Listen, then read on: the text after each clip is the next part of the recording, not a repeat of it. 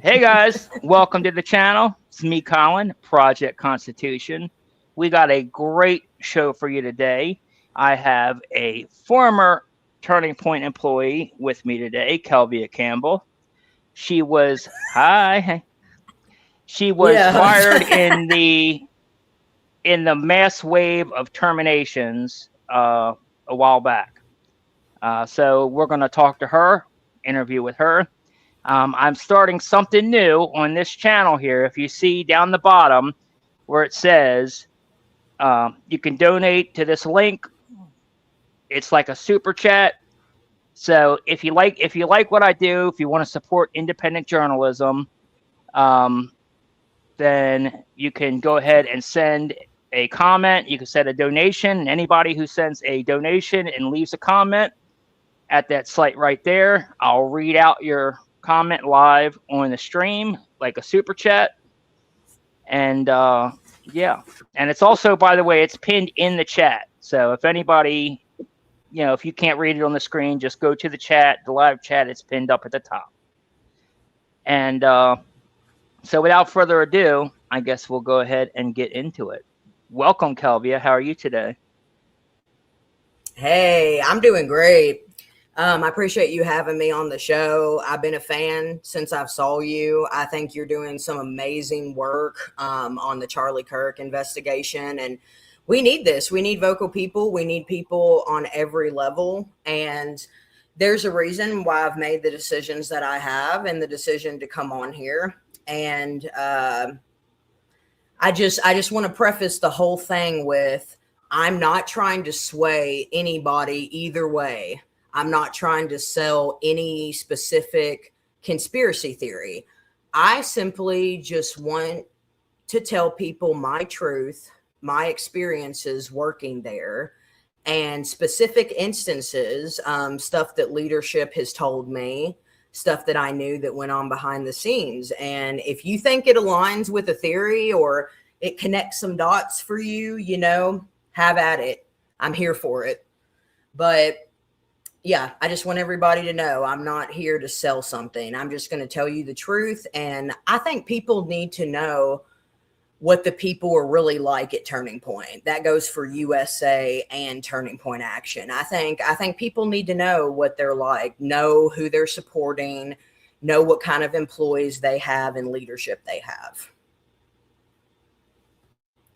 Yeah, I agree.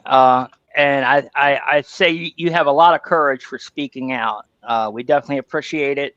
The more of you that speak out, the easier it will be to actually show what these people are really like behind the scenes. They're not what they claim to be, and it's really important, not just for the public to know that, but for the donors especially to know that. They need to know where their money's going, who these people are going to. They're not good stewards of the money. They're not good Christian people like they purport to be, and it's important to show that.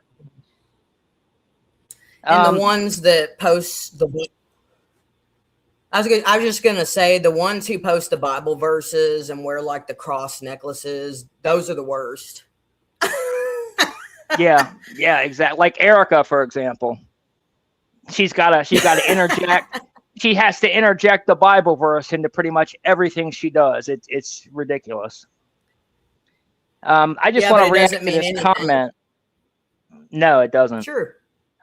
Want to react to this comment real quick. Your haters brought me here. When people I hate complain about someone, it gives them instant credibility. I couldn't agree more with that. And thank you for joining us. Absolutely. I'm glad you came. Yeah, did you see... you probably got here because of the commotion this weekend. Did you see the commotion this weekend with the post I posted about Andrew Colvet's wife divorcing him? Oh, yeah, I sure did. Yeah, he definitely, I will say, for the record, he did comment on it and say that the rumors are untrue. He said it's denied. He denied the accusation. So I have to tell you that I'm a responsible journalist, but it definitely got under his skin because he boy, he went hard this weekend. Both he had him, Tyler Boyer, and Blake Neff commented, all three of them. They commented multiple times on my post. They were completely all bent out of shape. They got so triggered. Oh yeah, that's the honestly, tripod right there. They're the three stooges is what they are. And I wasn't sure, and even in the post, I wasn't sure if it was true or not. I was just reporting on it because it had been picked up by another outlet that was in Arizona. So I was like, there might be something to this. And I also know that Andrew Colbert has scrubbed the internet with all his personal information, like his Truth Finder and all that. He's taken it all down so you can't find it anymore. And he's like, so I know that if there was a divorce between them, I can almost guarantee you that he would have, had that case sealed. So we wouldn't be able to tell whether it was or not. So anyway, so that's why I posted it. I posted it because it was being reported on elsewhere. Wasn't sure if it was true or not. I mentioned that in the post, and I asked for more information. I want other Turning Point employees that are close, other people that are friends with both of them, reach out to me if you got any information on it. And I even though he denies the rumor, I will say that just based on their response alone, that kind of tells me that there might be something there.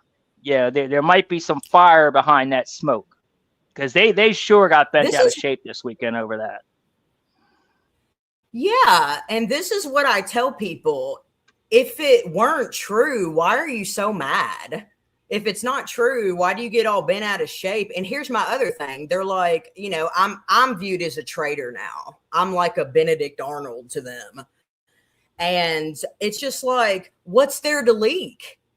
If you're so innocent, what information is there to leak? I mean, it's crazy. Like Charlie was all about common sense. Just break it down real simple. Okay, you guys are completely innocent, right? So none of this stuff should matter. None of it. Yeah, I mean, if you got nothing to hide, then you would be truthful. And that's the thing. Like they pick and choose what they want to comment on. If they would just answer our questions from the beginning, there wouldn't be any, like, all the suspicion, all the stuff that's going on for these last 7 months, 8 months. It wouldn't have happened. If they've got nothing to hide, then just be open and outright and answer our questions. But when they don't answer our questions, when they refuse to release the video of Charlie from the donor summit in Aspen, where he allegedly claimed that he wants Erica to take over for him as CEO if something happened, where that's clearly, in my opinion, that's AI. He wouldn't have said that. I don't think he said that, and that's why they didn't show the video. So it's so simple. If you're not lying, if you're telling the truth, then just show the video. That would shut everybody up. Yeah, it's so simple. And I thought when Blake Neff has a conniption, I think it's hilarious. He said that Candace Owens looks like a criminal on a subway brandishing a knife. I was like, and I'm not even, I know Laura Loomer. Laura Loomer, her little campaign against Candace. Oh, she's been after me too. Yeah, she's another one threatening to sue me and all this stuff. You know what's crazy? Certifiable nutcase. You know what? Yeah, I would agree with you on that. The funny thing is I sat like 4 rows behind her at the memorial. I had no idea who I was sitting behind. And I'm going to be honest with you. I feel like I didn't even know who she was until Charlie passed away. And then, she didn't have nice things to say about him while he was alive either. So I don't think people are buying it. No. And honestly, that's one of the things that bothers me. And I know it bothers Candace, people like us the most is, they want to shut down and be adversarial to all us people that actually love Charlie, and are looking for the truth, trying to find out what really happened to him. But at the same time, what they're doing is they're inviting his enemies into their organization. They're like people like Ben It's Shapiro, so Laura Loomer. disrespectful. These people hated It's so Charlie. It really is. They're now taking when money they from had, the same Jewish donors that Charlie had turned down their money because he said they were emotionally blackmailing him, or morally I'm sorry, they were morally blackmailing him. Yeah. Yep. I forgot where I was going with that, but yeah, when I read that tweet, the iconic tweet that Laura Loomer said, she was like, "Everybody hates you, Candace. God doesn't love you." I'm like, as I was reading that, I literally pictured like The Exorcist, like Linda Blair projectile vomiting everywhere. I was like, this woman is, first of all, she looks, she looks like Loki off the Avengers. Like, the skin is like, it just looks evil. Jigsaw, man. She looks just like Jigsaw. Jigsaw, that's what I was gonna say. Candace Owens will post Jigsaw, and it is hilarious. It is hilarious. Like, these people are like cartoons. They're like DC comic characters. It's nuts. But on a lighter note, I guess, I can tell you how and why I wanted to work at Turning Point. Yeah, let's get into that. So so tell us your story, I guess. How did you start your journey into working for the wonderful Turning Point? Well, actually, they were wonderful at a time, so I won't be like that, because under Charlie, they were a wonderful organization. But go ahead. Oh, yeah, I agree. So I was working at the state capitol in Kentucky, and I was like a legislative assistant. I wasn't doing too much, but I realized I was not making a difference there at all. And I had a really just boring, low-key job, and I sat there a lot. So I would listen to Charlie Kirk, and I was actually listening to the Daily Wire. I actually applied to the Daily Wire before I applied to Turning Point. I got through like the second or third interview. I'm glad that did not work out. But anyway, so I realized I wasn't horrible. Then no. You're definitely, God was looking out for you there. He was looking out for me. And as soon as I moved out here to Arizona, they fired Candace. I literally remember my second day in Arizona, and they fired her, and I was blown away. I was absolutely blown away. But anyway, I would watch Charlie back in Kentucky, even on my state capitol job, and I was like, how can I make a difference like this? I cannot believe there's people out there like Charlie and Candace that think just like me, but they actually have the balls to put it out there. That's how I viewed them. I was like, oh my gosh. I was like, this is the only white guy that I have ever seen successfully and effectively criticize the Black community. I mean, he would just say things so frank. And I was like, man, I'd be like, he was like, he's like the Eminem out there, just doing his thing, not caring what anybody thinks. And I thought that was so cool. So Officer Tatum was advertising for America Fest. And I was like, oh my gosh, I saw the speaker lineup, and it was like Michael Knowles and Tucker. And I was like, this is an actual convention. Like, all these people are going to be in the same building. So I went and I took my resume. I was like, no, I want to make a difference. I actually want to be on the ground. And at the time I was like, I want to get Trump in office. I have to be a part of this fight. So I went to America Fest. I networked. I handed my resume out. And Charlie even said on stage, he's like, the time you spend here is up to you. You can network, you can goof off, but if you want a job, network here. So I did. And I met him. I was kind of a fangirl when I first met him. I kind of chased him down the hall a little bit and got my picture with him. And then he had a book signing for College is a Scam.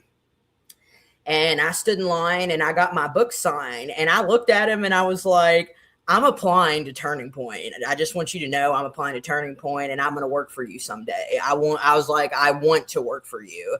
And he did that little smile of his and he fist bumped me. Yeah. That's so sweet. I can totally picture him doing that too.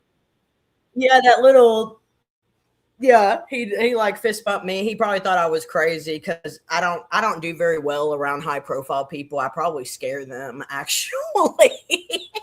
But anyway, so I applied after that and I got it. I mean, they actually gave me a chance, and it's very unfortunate because, you know, they question, they're like, do we want to hire somebody across the country? Are they actually going to commit? Are they actually going to move here? And I said, 100%. I don't have kids. I'm not married. Let's do this.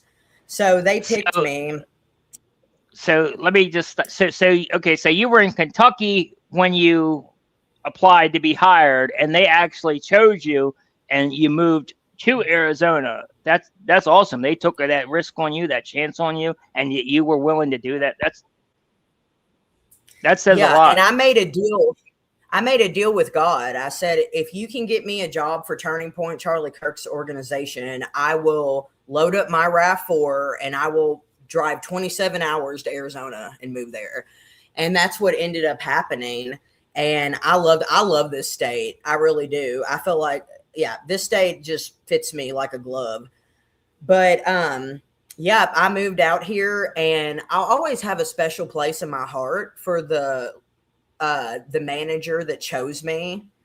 It was unfortunate to see people change on you. And I was talking to my friend about it. I was like, did they really change though? Or did I just see their true colors? End up seeing, you know, the true colors of these people. But I'll always have a special place in my heart for the people that hired me. Is the manager that hired you still there? Yeah, and they've moved up. Okay. Yeah. Yeah, it was unfortunate, you know, that relationship, how it, you know, it kind of faded out. But where was I going with that? So yeah, she hired me. I was very grateful. And I'm sorry, were you going to say something? No, you're fine. Okay. So yeah, I moved out here. I was so stoked. And like I said, there was some foreshadow in my interview and I didn't even realize it. They asked me, they said, why do you want to work for Turning Point?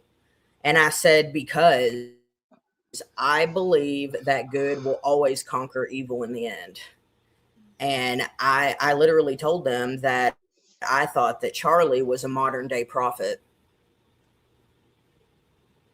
I said, I really, truly believe that. And then they asked me, who's your hero? Who's your biggest hero? And I said, Candace Owens. Oh, whoa. I know. I was just like, man, how the times have changed. And, you know, and they hired you at the time. That's crazy. They still hired you at the time.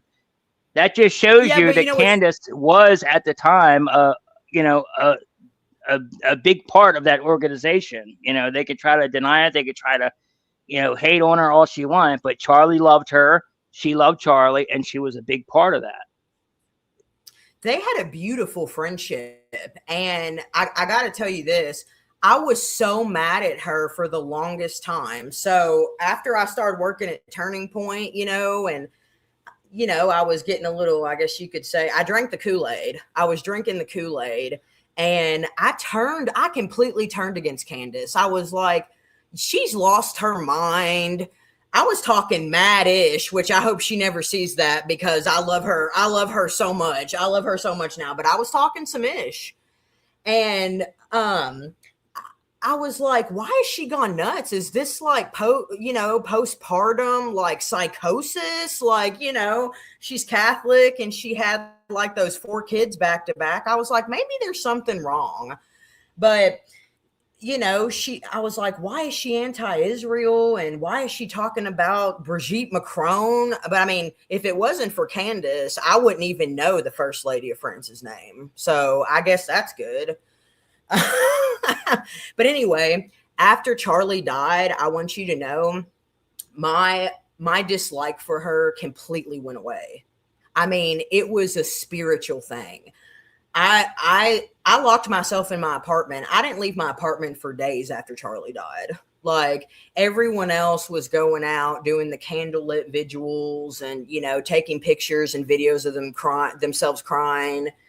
And I just couldn't do that. I didn't want to be a part of that. So I was sitting at home and I felt like I started connecting the dots and I really started reflecting on this. And it's kind of like what Candace said. Nothing felt right about this. Nothing. Even at the early stages, days after his assassination, nothing felt right about this. And she made like a 20-minute video after he died of their friendship. And I still cry when I watch it to this day. And some of the people that are on the fence about her, I'll send that video to them. And I'm like, I just want you to look at their friendship and how they started Turning Point. I had no idea that their friendship went that deep. And it made me realize she was the only person in his circle that made a video like that. She actually had tons of photos of the two of them. She had videos of them dancing and singing together. And I was like, why isn't anybody else in his circle, his best friends, like putting stuff like this out? Did you see it? Yeah, it was amazing. Her tribute that she did.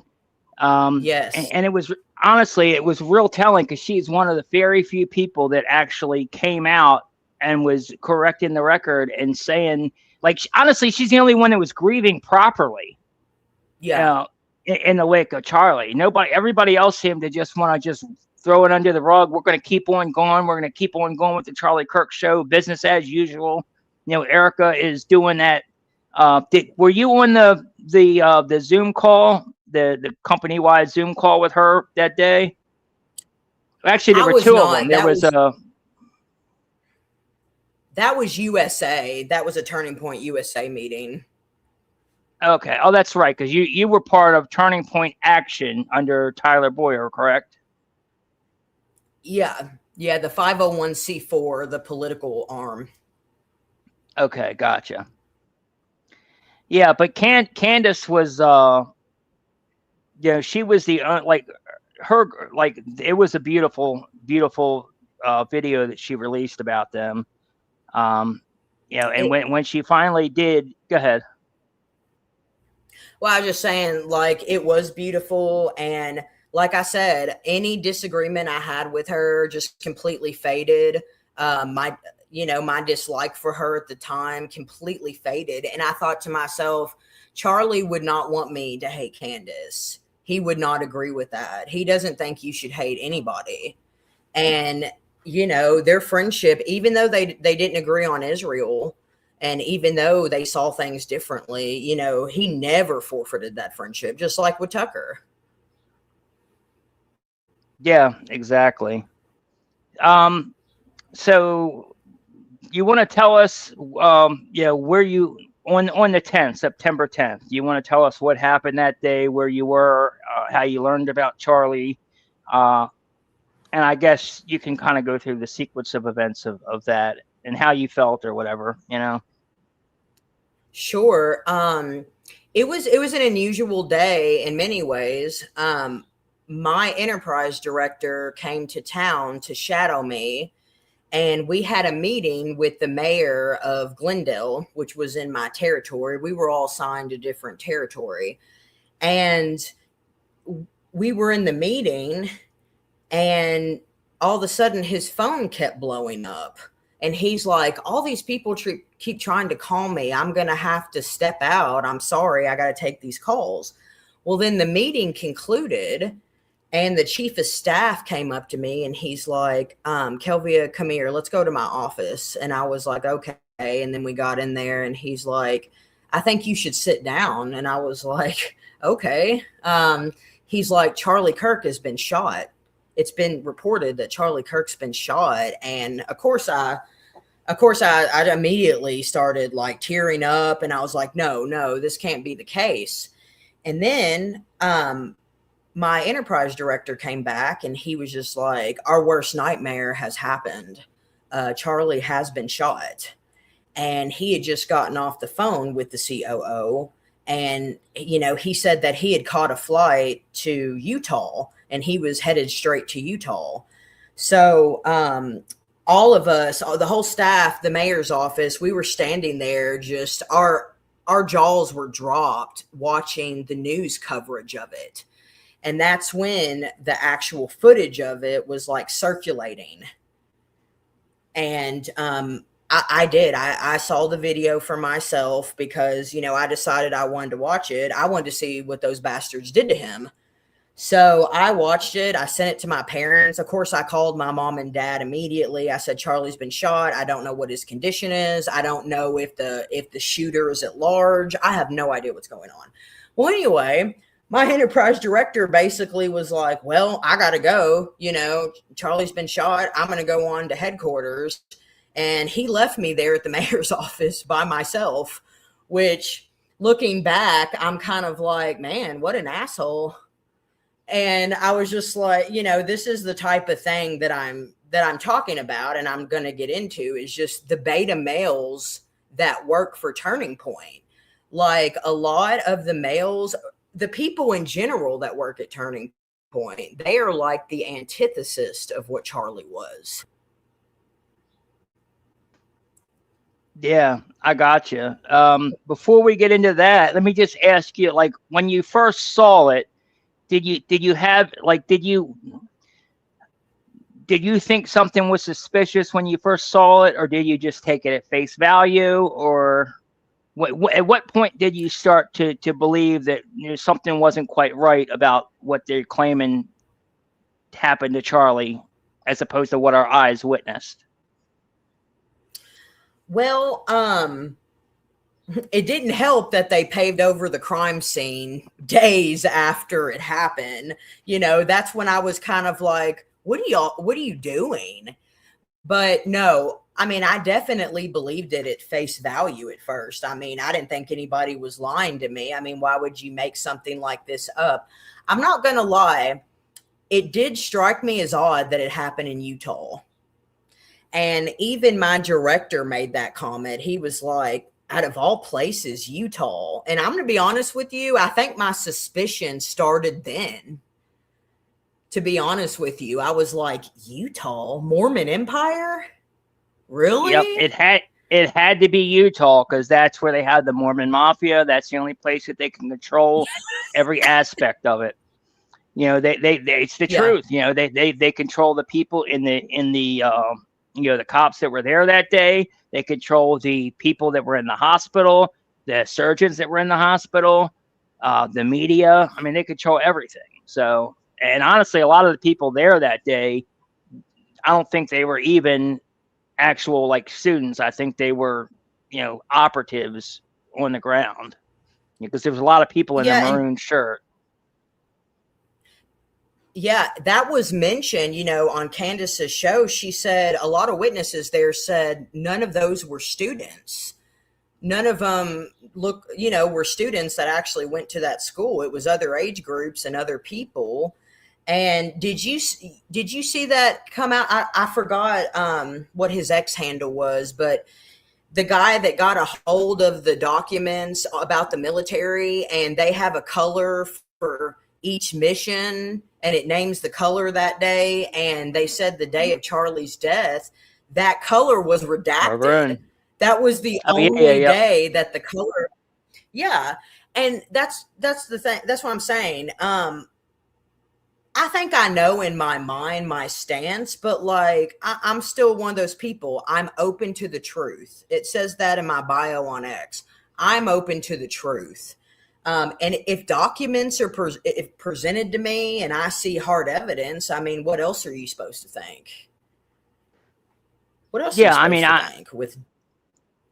I'm the same way. At first, I took it at face value, but the more inconsistencies they just kept piling up. The more things I kept seeing piling up, like you said, like how they paved over the crime scene. How it looked like there was no exit wound. Like there was just an entry. I mean, there was a. It just didn't look right. And there's just a lot of things. But I as well am open to the truth. I've never been. I'm not one of those people that are dead set. My theory is the only theory. It's got to be the mic receiver on his belt. That's what it is. It can be nothing else. I'm open to whatever. I mean, in the very beginning, I've posted everything. I've posted, people that think the palm gun guy.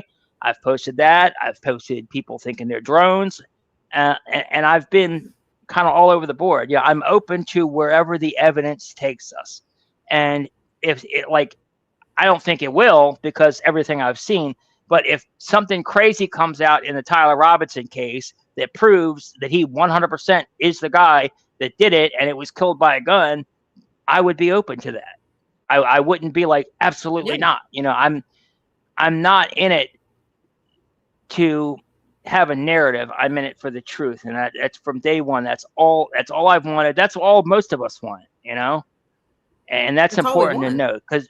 Yeah, because they want to make it out like we're just, people that are grifters and all we want to do is just lie and make up headlines for clout or for views or money. That's not the case. We want the truth. That's all we want. That's all we've been after since the beginning. We're all normal people. I wasn't even a podcaster or doing any of that stuff when I first started. I mean, I had an account, but I was just posting like pro-Trump stuff at the time because I was on the Trump bandwagon. I used the account to help get him elected, which now I regret that. But I'm just a normal person that was moved by what happened and started investigating, and that's where we ended up. Yeah, and I think we can all agree across the board. If we're wrong, we're wrong. And, Pierce, I like Pierce Morgan, but, he was giving Candace a lot of crap. He's like, well, who do you think did it? Like, what is your theory then? And I'm just like, it's an investigation. It doesn't seem like the FBI is really doing anything about it. And even it doesn't seem like the state of Utah is doing anything about it. So it's just like, yeah, independent journalists have stepped up. And, that was Candace's friend. Why wouldn't she be outraged? Why wouldn't she want to try to find the truth? And if we're wrong, we're wrong. It's an investigation. There's cold cases that go cold for 30 years and they don't find out until later what happened. And the fact that they're trying to like downplay it, because I'm a millennial, we grew up with CSI and Law and Order. And yes, those shows were embellished. You can't get DNA in like an hour. You can't find out whose DNA it is in an hour. But we saw the sincerity and that they were actually dedicated, in their jobs as law enforcement and detectives and analysts. It's just like, I feel like our generation knows that law enforcement, you're supposed to care. You're supposed to want to get to the bottom of things. You're supposed to seek justice. And yeah, I think that we were let down. Millennials were definitely let down on how they approach this.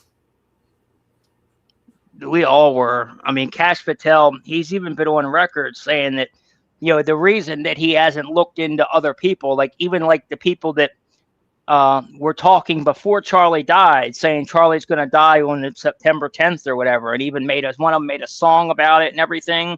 And then that somebody put out like I think it was Amazon book or something. But all those people that had pre-knowledge of what was going to happen should be looked into. And Kash Patel said he's on record saying the reason he's not looking into any of that is because he doesn't want to hurt the case that they have against Tyler Robinson. I'm like, what kind of bull crap is that? So you're telling me you don't want to find what really happened to him. You just want to railroad this guy. That's your tunnel vision. That's the only one to do is just railroad this guy. And Turning Point's the same way. You could see it when they had, what's her name? I can't remember her name. She's a lawyer on YouTube. Andrea Burkhart. When they had Andrea Burkhart on the Charlie Kirk show, I don't know, like 2 weeks ago or whatever, and they asked her, how long do you think it's going to go? And she was like, no, a couple years. It probably won't be till like 2028 before this is done with. And you could see their reaction. I don't think you saw the clip, but their reaction was like, oh my God, like, oh, I can't believe it. Like they don't want them to take time to do a proper investigation. They don't want to find what really happened. They just want to railroad the guy, brush it under the rug so they can keep collecting their millions of dollars in money from all these Jewish donors. That's all they care about. So based on that, I guess let's move forward, and you could tell us about behind the scenes at Turning Point. You could tell us how these I guess their true colors and how these people really are. Yeah, I think it's important that people know. And so, like I said, my enterprise director left me high and dry at the mayor's office right after we found out that Charlie had been shot. I mean, thank goodness the chief of staff at the mayor's office and all of them like comforted me. And I kind of sat there, and I think that's a true testament of how a lot of the people in leadership are there. They don't care about anybody. They care about winning, which I get it. It's a grassroots political organization, but they don't care about anybody. And I saw this meme the other day that reminded me of the workplace. It said, if your workplace says you all are like a family, run for the hills. And run for the hills. And there's been people, because we would go door knocking and canvassing and ballot chasing. There's been people that have actually been assaulted at the door of voters, like assaulted, like they had marks on them afterwards. And Turning Point, they didn't give a damn. They did not give a crap about that. Yeah, and that's it got crazy. to a point. It got to a point where in my job, I was like, I'm walking these neighborhoods by myself, sometimes in a different state. And sometimes, I would go knock on voters' doors in trailer parks. And I thought to myself one day, I'm like, if anything ever happened to me, nobody would care. They probably wouldn't, that nobody would care. And they'd be like, wait a minute, we've counted up the signatures, but where's Kelvia's sheet? That's the only thing they would care about. They'd be like, they probably wouldn't even know I was missing. And honestly, that's a sad reality. It's a sad state of sad reality there. That's what their organization cares about. I talked to my direct supervisor one day, and I was like, I feel like some people are uncomfortable about walking door to door by themselves in neighborhoods. And you know what he told me? He was like, well, that's what you're paid to do right now. Mm-hmm. Yeah, no, you think they would care about your safety. No, they don't. But to get in more, so let me give you an example. So even before Charlie passed away, I saw the true colors of the people that work there. And I'll tell you what happened. So YWLS, that is the Young Women's Leadership Summit. That's actually coming up really soon. It's in June or July. And of course, Erica is leading that. That's actually where I met Erica. Yeah, I actually met her. And like I said, I was so enamored, and I was like, oh my gosh, that's Charlie's wife.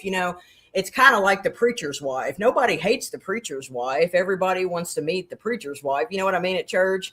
And looking back on that interaction, I'm like, part of my soul is scratched because her eyes like glared into mine. And I was like, I don't think I'll ever be the same after that conversation. But go ahead. She has that weird effect on people. I feel it. I mean, I can only imagine in person, but I feel it just watching her on video. It's just something really creepy about her with those eyes. It's like it's like there's blackness in there,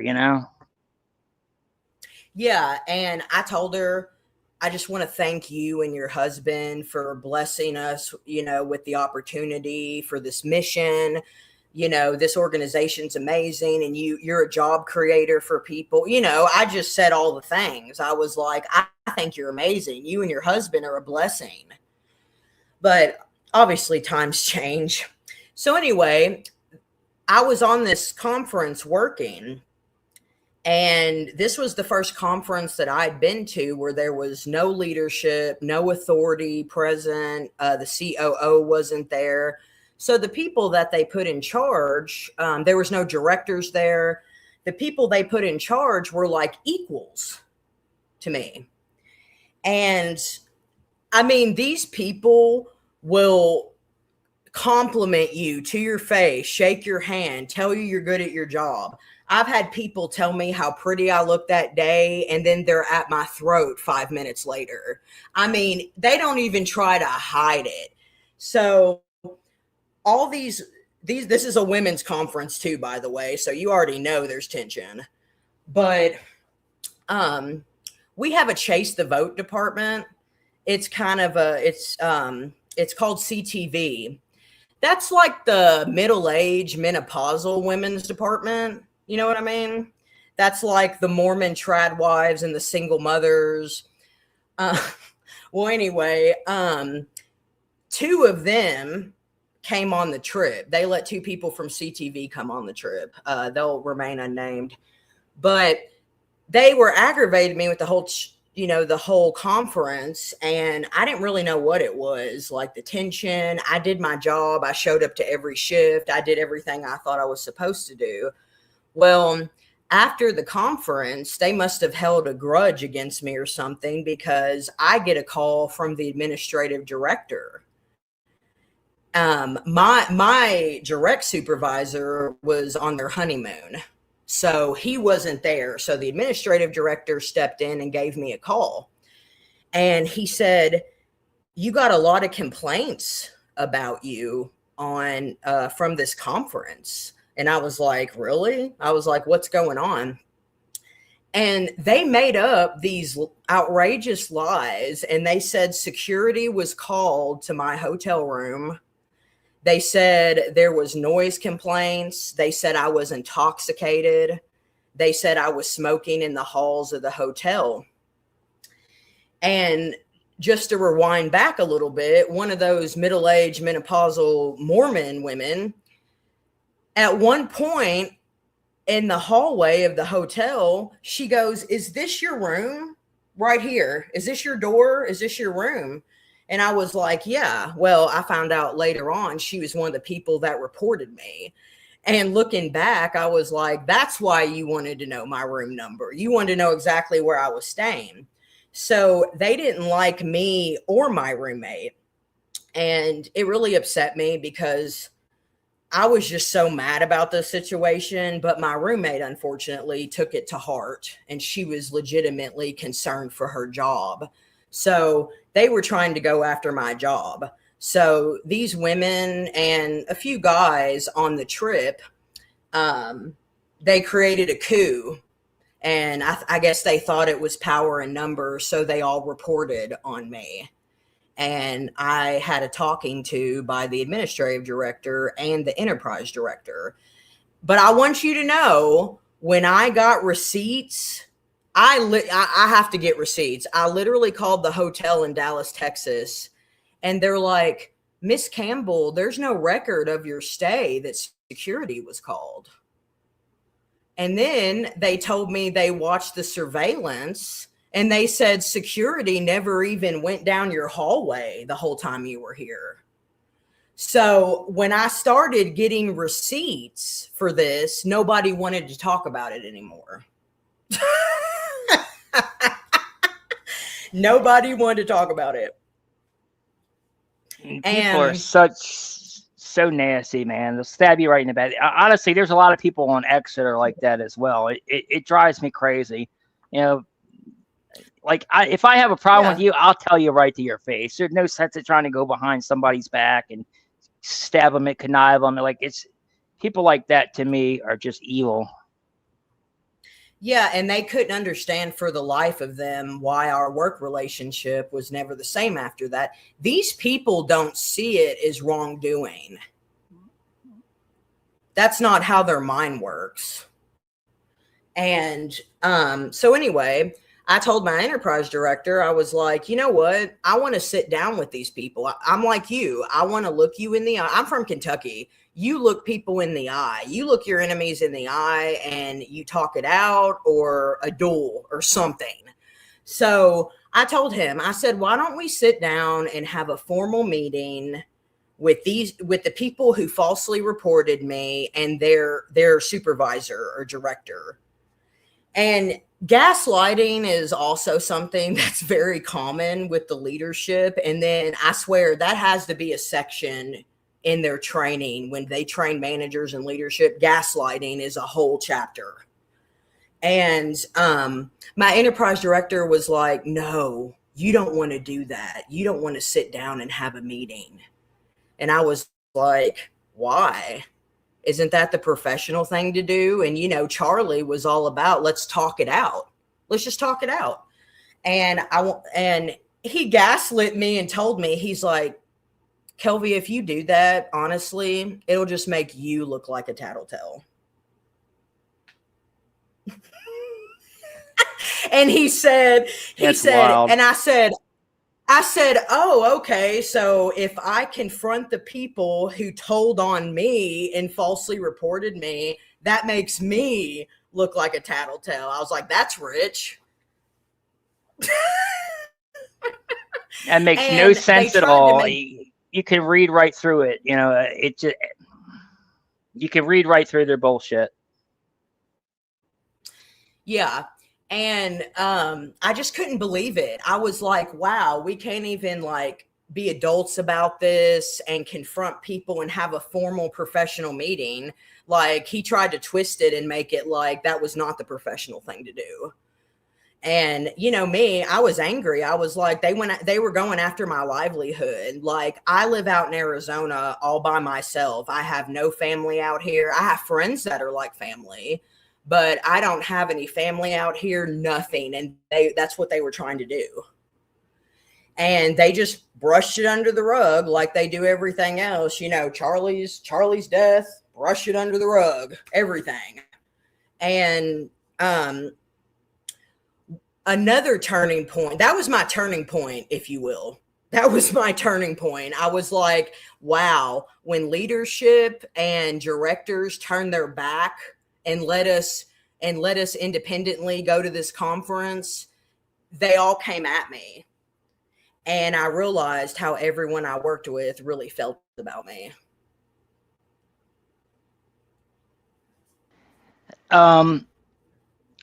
So there's been a couple other people or somebody else I interviewed on the show, which talked a little bit about, you know, how these people are behind the scenes, how they're like sexual deviants or whatever. Then of course somebody released the after parties, the TPUSA after parties, which had strippers in the glass margarita bowls or whatever. James O'Keefe was getting down. So have you seen any of that? Particularly what I'm interested in is like the leadership, like the, you know, executive leadership. Have you seen any I mean, just to kind of tell us how these people are. I mean, you don't have to give any names. I don't want to get you in trouble, but just kind of give an example of how these people are behind the scenes. If you witnessed any of that, you know. So, somebody that I got really close with at Turning Point, they are no longer at Turning Point. But what's disturbing to me is that oh, by the way, the people that did that to me at that conference, they got promoted after that. So a major person in leadership, well, okay, let's put it this way. There's people that currently work there that have sexual assault allegations against them currently. Now, one of the sloppy second single mothers I told you about from YWLS, this case got dismissed, but she was literally accused. I don't know how you make this crap up, but she was literally accused of propositioning sex to hire somebody. Like, if you have sex with me, I'll give you a job. Now, this is all alleged. This is allegedly. What, Baron Coleman? Allegedly. And so anyway, that case was dismissed. I don't know what went on behind the scenes, but apparently she propositioned sex, and then she kidnapped this individual's 14-year-old for a certain amount of time. So she was being accused of propositioning sex for work and kidnapping someone's kid. and that's wild. And she's still there. Currently works there. And she's in leadership. She's like a manager at least. And also, another person in leadership that's very well regarded, they also had sexual assault allegations about them in Wisconsin. Because we went to Wisconsin for the Supreme Court race and we were door knocking and stuff, but that was swept under the rug. And the only reason why I'm bringing these cases up, well, there's several reasons, but it's public domain. Like, you can literally go look up these cases if you want to. It's all public domain. But the person that was accused of sexual assault, you know, he's regarded very high. He's very young, and they just brushed that under the rug. I remember one of my friends that worked in another state. They called me and they said, "Did you see the scandal? Did you see that?" You know, and there's a police report and everything. You know, they tried. It is legitimate. There was a police report. And then apparently there was another incident in Mexico with the same people. And I don't know enough about that case, so I'm not going to say anything. But the fact that there was more than one incident with this individual, and it's just brushed under the rug. And from what I was told, when the victim came forward, she was treated like crap. She was treated like crap, and she was gaslit, and I think they even threatened her with action. Oh, I believe it. That's what they do. They turn it around and they want to blame the victim. You know, they all of a sudden they want to gaslight you and claim that they're the victim, and these people are making it up and drag their name through the mud. Yeah, and that's been my experience as well, hearing, you know, a couple other people that I've interviewed from Turning Point, is these people are all sexual deviants. They all have done really inappropriate things at work. Another thing I hear is that they're all gay. any I will tell you this. You care to speak on that? I can speak on that a lot. That guy actually, I've got to tell you this story because I laughed about it, and it's just such a typical beta male at Turning Point. So obviously I was terminated for allegedly leaking to Candace Owens, right? Well, this guy, I think he's a manager. Well, anyway, I have eyes and ears everywhere, by the way. I don't think they know that. I have eyes and ears everywhere, so I hear people report stuff to me. I still do too, by the way. So they think they've gotten rid of all their leaks or anybody in the... Nah, we still got people inside feeding this information. Well, Candace Owens said there's people willing to just apply and get jobs there just to be a mole. And I'm like, how are they going to combat that? That's dedication right there. That's dedication. I love anyway, it. Honestly, that just shows you how much people love Charlie, though. They're willing to go through that length to try to get answers, to try to infiltrate them, you know? Yeah. No, and that's what it is. I think about Charlie all the time, and I'm just like, he didn't deserve this, and we loved him. Whether you all did or not, we loved him. But anyway, this big homo, he wasn't mad about the fact that, like, I allegedly leaked to Candace Owens and betrayed everybody. He was mad because he's like, Kelvia was spreading her lies. She was spreading rumors that I was gay. And I was like, bitch, I've been calling you gay since I started working here. That's old news. Like, I've been saying that since you've been working here. And I was like, of course, only that homo would make all of this about himself. He made all of it about himself. And it's just like, you're not mad that I potentially betrayed the company, but you're mad that I said I spread rumors that you were gay. And I'll tell you one thing, they are scared of that topic. They are scared of that topic. I had my enterprise director, which I'll connect this a little later on. He started writing me up something, and he's like, this person spreading lies on X, do they really think that we're all gay like that? Like, this is disturbing. And then he deleted the message. Which, by the way, like I said, you can make inferences. I think, you can make inferences, but I will tell you this. After I left there, not only did he wipe all of our Telegram messages, he wiped his iPhone. Like, he wiped his iPhone of his and I's conversations. I don't know how you do that. Yeah, I don't know either. Yeah. I didn't think you could do that. That's strange. Honestly, you told me, and didn't you tell me that they actually went? Actually, yeah, we'll get into that next. How you were terminated, but didn't you tell me that they took your phone from you? Yeah, they put it in a drawer because they didn't want me doing anything with it. And that wasn't your work phone either. That was your personal phone, correct? Yeah, and I'm gonna be honest with you. You know, it's like I said. I kind of wanted to see how far they were going to take this interrogation. I wanted to see like how far they would take it. So I gave him my phone, and he put it in the drawer, and it was in the drawer the whole time. But then he wanted to go through my phone. Frank Carney, the guy, the head of the legal team, he wanted to go through my phone, and I was like, no, you put it up, and I'm not showing you my phone anyway.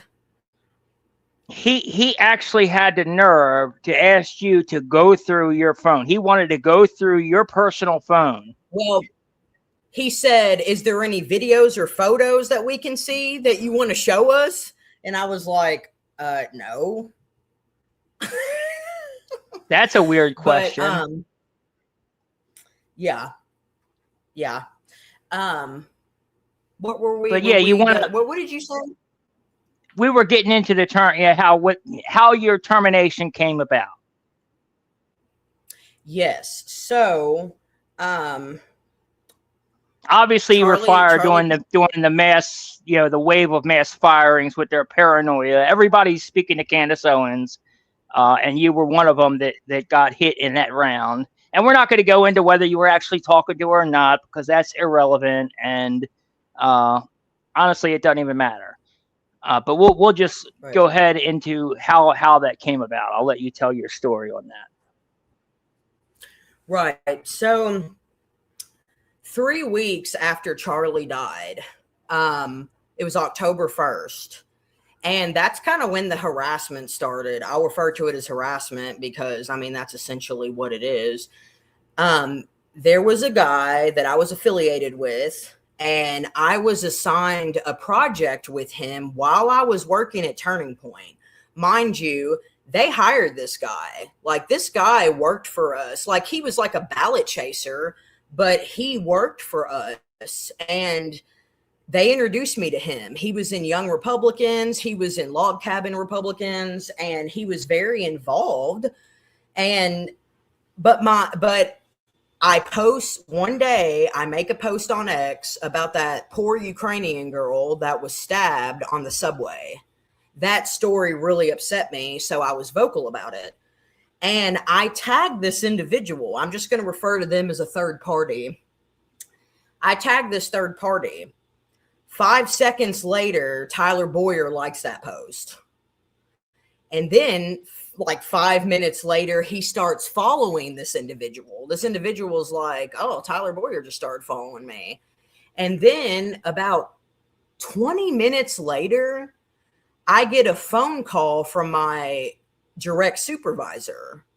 And I was like, hey, what's going on? And he's like, what do you know about this person? What's your relationship with this person? And I was like, I mean, we're political friends. Like, we've met in Arizona politics. What are you talking about? And he was like, well, he's posting awful stuff about Turning Point, and he's spreading lies and all this other stuff. And I was like, I mean, that's his opinion. And you and I both know that he was just giving his opinion that something smelled weird with this whole case. And he's just like, this doesn't, he was just giving his opinion. And I guess you could say he was kind of doing a smear campaign, but he was making stuff on TikTok against. Go ahead. Yeah, it's called free speech. You think like for them to be worried about what you're, just like, you can't, to me,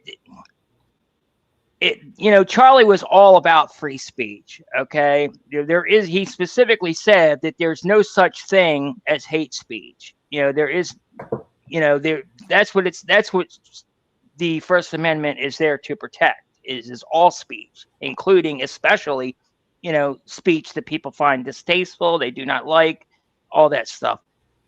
That's really telling that that shows you that their mindset, that they do not hold the same values as Charlie whatsoever. If they're trying to persecute you just because of your association with somebody else who said something that they didn't agree with.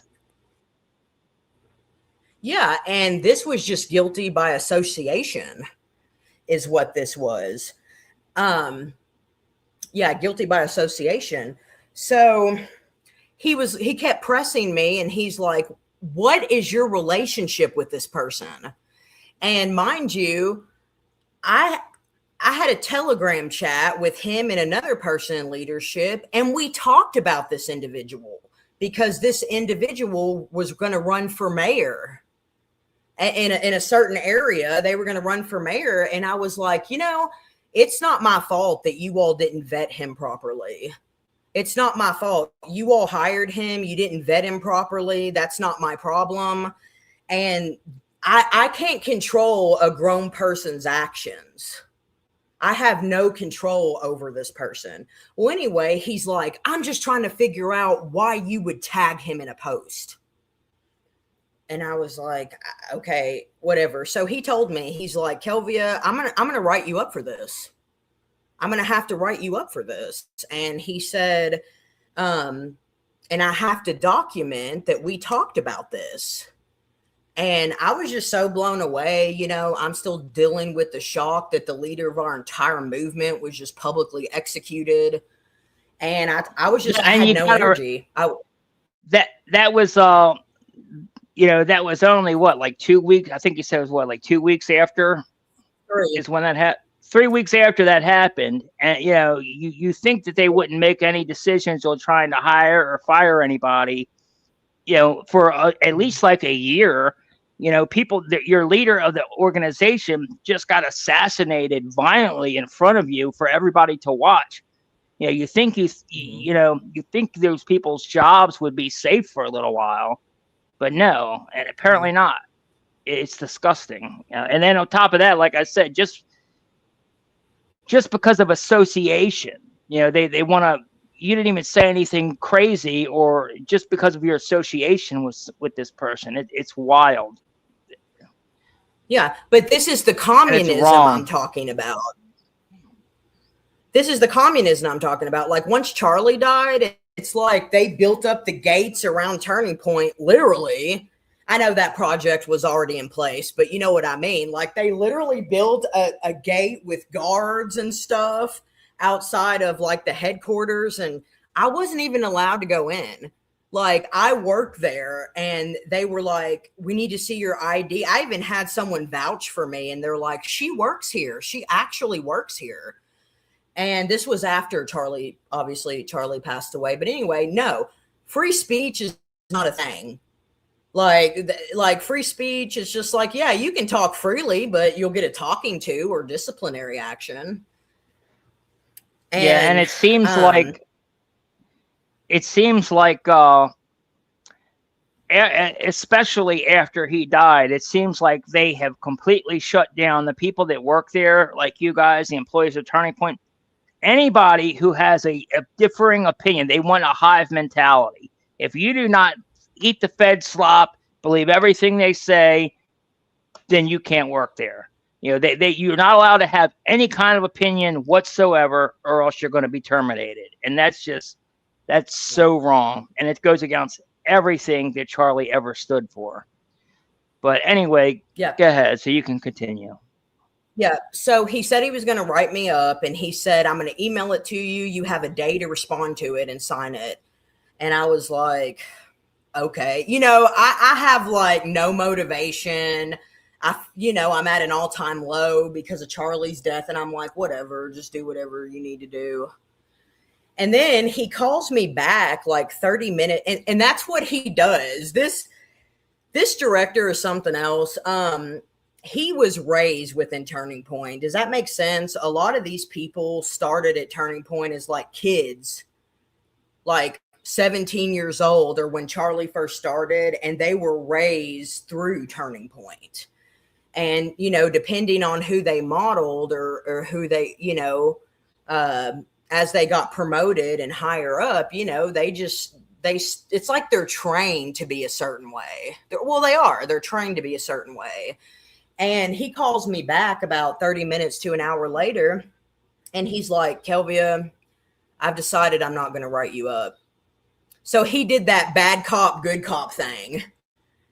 He did that good cop, bad cop thing. And that's typical, that's typical Turning Point leadership, like the gaslighting, the good cop, bad cop thing. And he told me one time, which I thought was pretty stupid. He was like, you know what I like to do, Kelvia? I like to catch people off guard. That's why I don't like to set up meetings. I like to catch people off guard and scare them and get them all in a, and I was like, why would you tell me your MO? That's stupid. Now I know your MO. So it's like, when you called me, you were trying to catch me off guard. You're trying to scare me. These people are stupid. They're literally stupid. These people are corny. These are corny ass people. And so anyway, he's like, immature too. Very immature. And think about it. It's a young people's organization. And then the people there that are older, they act like 25-year-olds. So it cancels that out. There's no like adult authority because they all act like 25-year-olds. And worse than that, they act like 14-year-olds. I mean, you could see it in the post this weekend. Andrew Colvett showed me, you fat boy, calling me fat boy and stuff. I'm like, that's something a 14-year-old would do. Yeah. Yeah, and that's all they have. That's what they have to default to. They have to name call. And it's the same thing that they said about the left during the 2024 election. All you all do is name call and ad hominem attacks. That's exactly how they're handling this right now. Exactly. So exactly. Calling Candace demonic and everything. 100%. Remind me about that later. I'll tell you something about that, as a matter of fact. But so he told me he wasn't going to write me up. He said he'd thought about things, and he said, I think you're innocent. And I know you don't believe in the Candace stuff. He's like, I know you don't believe in the Candace stuff. And I was like, yeah, I know. She's a lame-o. As I was talking to him, I think that I had her face paused on my TV, actually. And I was thinking about, like, the irony of that. But oh, that's funny. Yeah, I know. Well, anyway, he's like, I'm not going to write you up, but don't tell anyone about this conversation.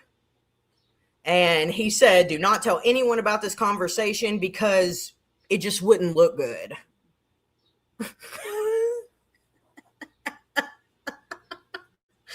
So, yeah, that happened.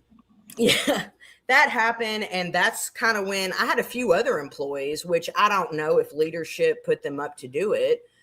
But I had a few employees reach out to me. Don't you know this person? You know, the person that started the third party, the one that started the smear campaign and had his own opinion about Turning Point after Charlie died. They're like, don't you know this person? Isn't this your friend? Like, did you see what he posted? Like, I felt like they were trying to, you know. Oh, they were definitely setting you up. Absolutely. Oh, yeah, there was, and it was women, which I can't stand women, especially like those middle-aged menopausal women I was telling you about. I can't stand them. They're all catty. And they were they're Karens and they're catty and they have nothing else better to do. And they were the ones messaging me. And, when leadership comes around, they're like this. When leadership comes around. And so they'll do anything. They're like, hey, we need you to text Kelia and like get some information. You think you can do, they would be all over that. To win brownie points, they would be all over that. So anyway, that happened and that kind of started the harassment about that third party that I was affiliated with. And that leads to my termination. So Christmas happens. I have a nice Christmas. Oh, go ahead. You didn't hear. Okay. So that happened like 3 weeks after Charlie died and that kind of blew over. And then it was fine. You didn't have any other problems up until you're saying Christmas time then, right? Yeah. Christmas was because we had America Fest, which is our annual convention. That's every December, which I'm sure you're familiar with. You went to that, right? Oh, I had to work it. Yeah. Yeah. Okay. Yeah, I got some questions about their events we'll get to afterwards, but I'll go ahead and let you finish your story about termination. Yeah, I'll go ahead and tell you about that. So yeah, the waters were calm for a little while. I had a great Christmas, went back to Kentucky. Everything was normal. I was actually terminated on January 6th, which I think is hilarious. That's when the date I was terminated was January 6th. But we had a training at headquarters and I was on the legacy team. So we work out in the field. It's almost like a hybrid position because we do all our administrative work at home, but we go out in the field and we table and we canvas and go to meetings and events and everything. Well, we had a training after America Fest and they set me up. They set me up on this too. Like, I'm sure they thought of this whole plot and they were rubbing their hands together. Oh, we're going to get her. We're going to get her. So we were in the training and all of a sudden, Frank Carney, do you know who that is? Their legal team person. Yeah, I know who he is. And I also, he was in the one video that was released. I think Aubrey, is it Aubrey the one that released it? One of them released a video of him. So, well, he was the one that did all the firings, and all the firing, I was the only one. To my knowledge, I was the only one that was fired from Turning Point Action. To my knowledge, I was the only one. USA was the one that kind of did the mass purge. But I think that I was the only interrogation. Of course, I didn't sit in on all the interrogations, but they actually brought up Candace. Like, I knew the reason why I was terminated. They won't say why I was terminated, but I know the reason. But anyway, so all of a sudden in the middle of training, him and this HR girl, Haley Boomenshire, they come in there. Kelvia Campbell, can we talk to you, please?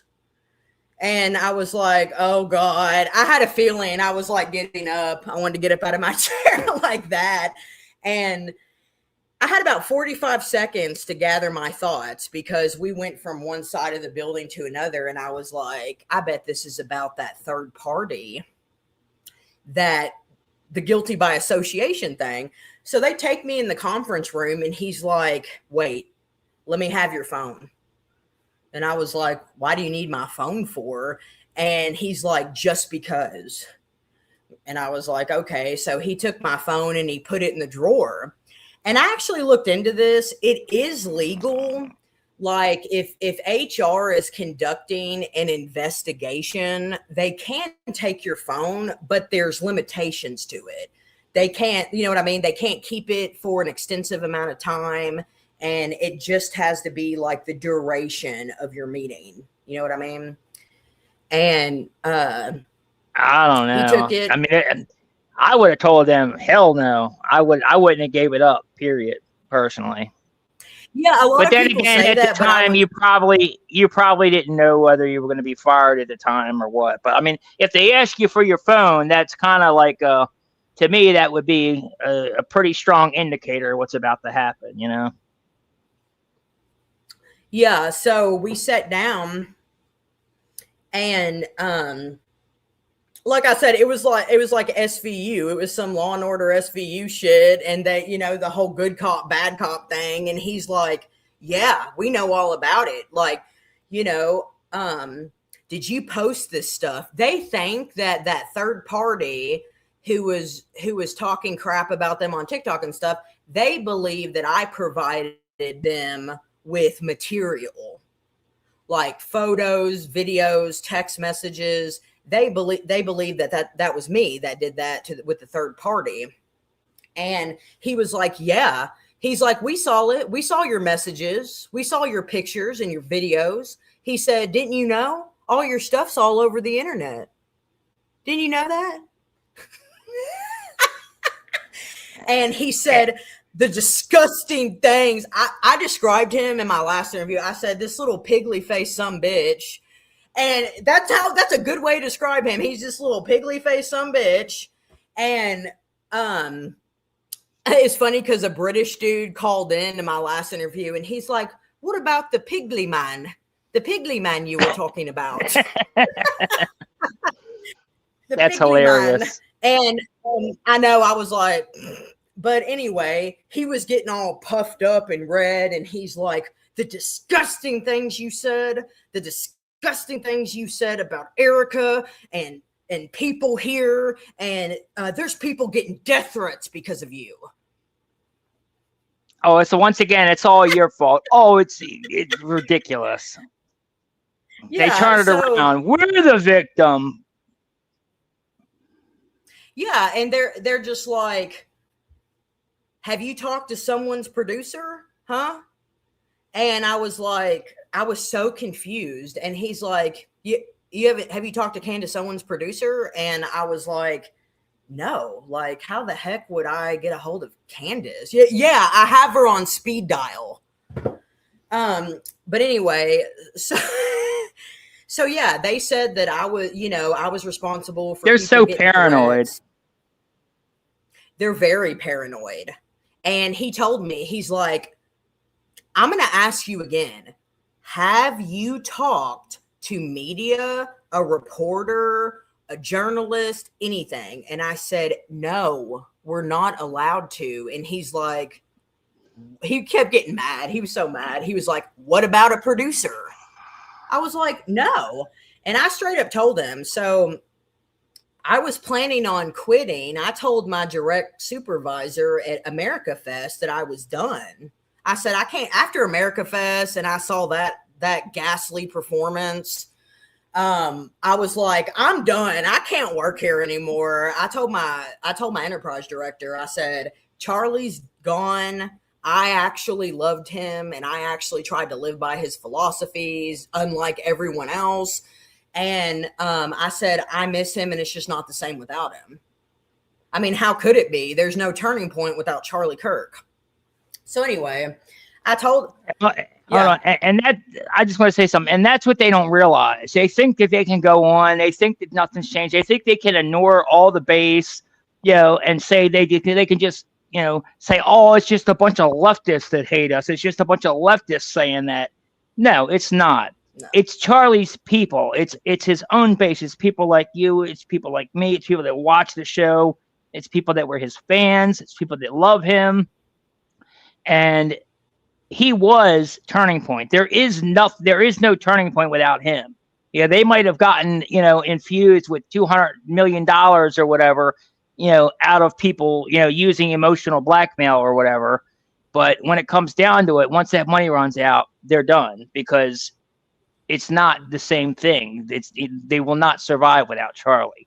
I mean, you can see that in the ratings of the show, Turning Point show, the Charlie Kirk show. I mean, they dropped down from number one way, way, way down to the bottom, Yeah, what are they like at 300 now?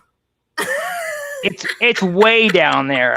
Honestly, they're probably to the point where it's not even showing on the list anymore. That's how low they're getting. Good. Well, it just amazes me. They refuse to take Charlie out of the show title because they know if they take him out, they'll drop to like 1,000.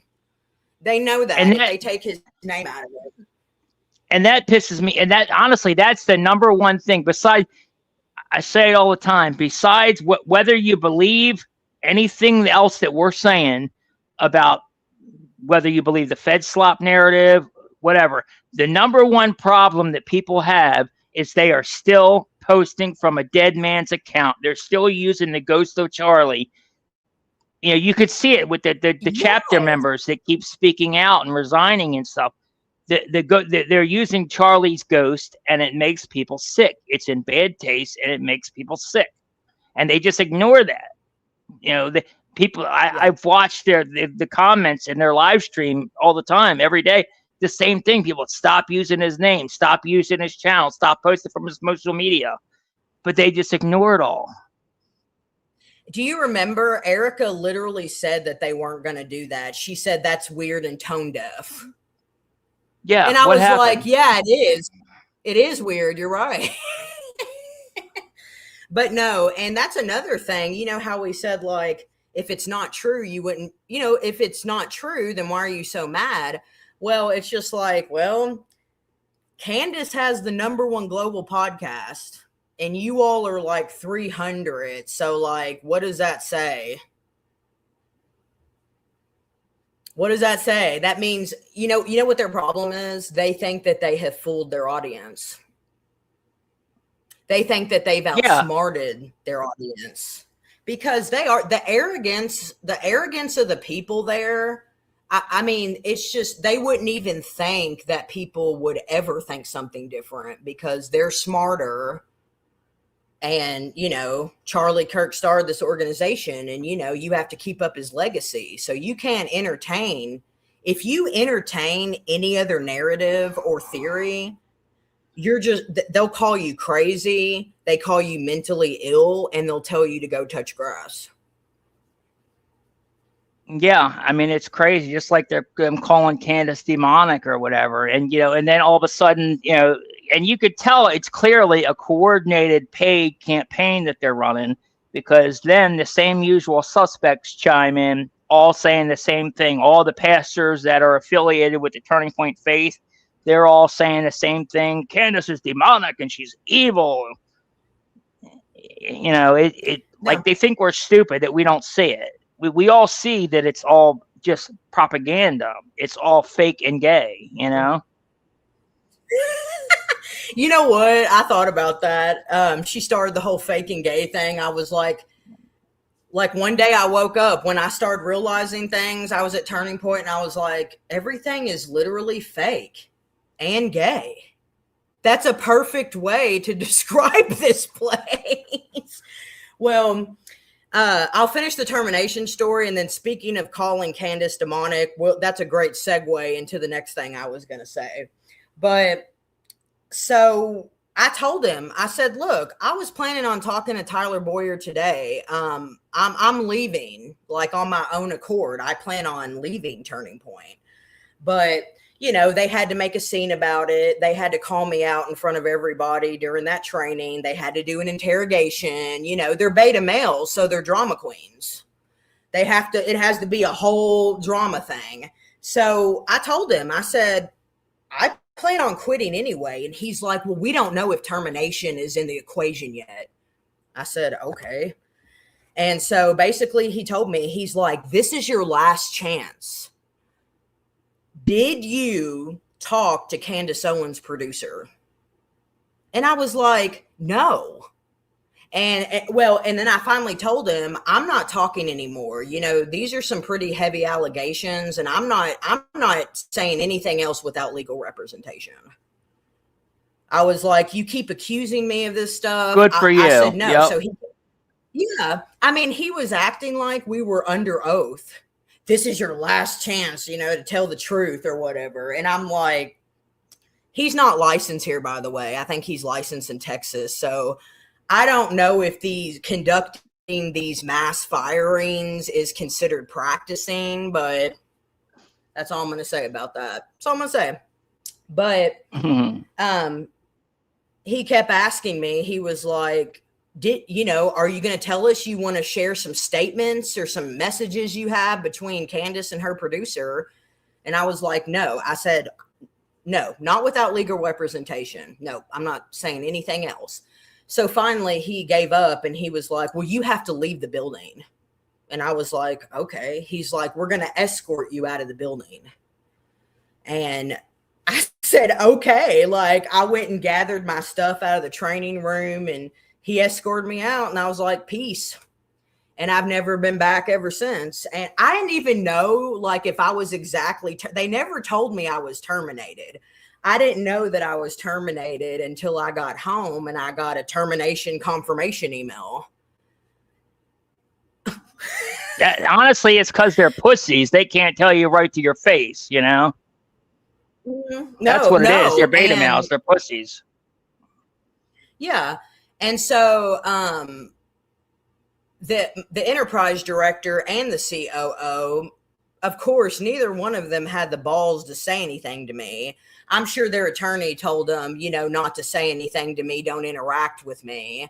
But yeah, I'm like, they're not going to say shit to me. They're not going to come say anything to my face, which they didn't when I was in the interrogation.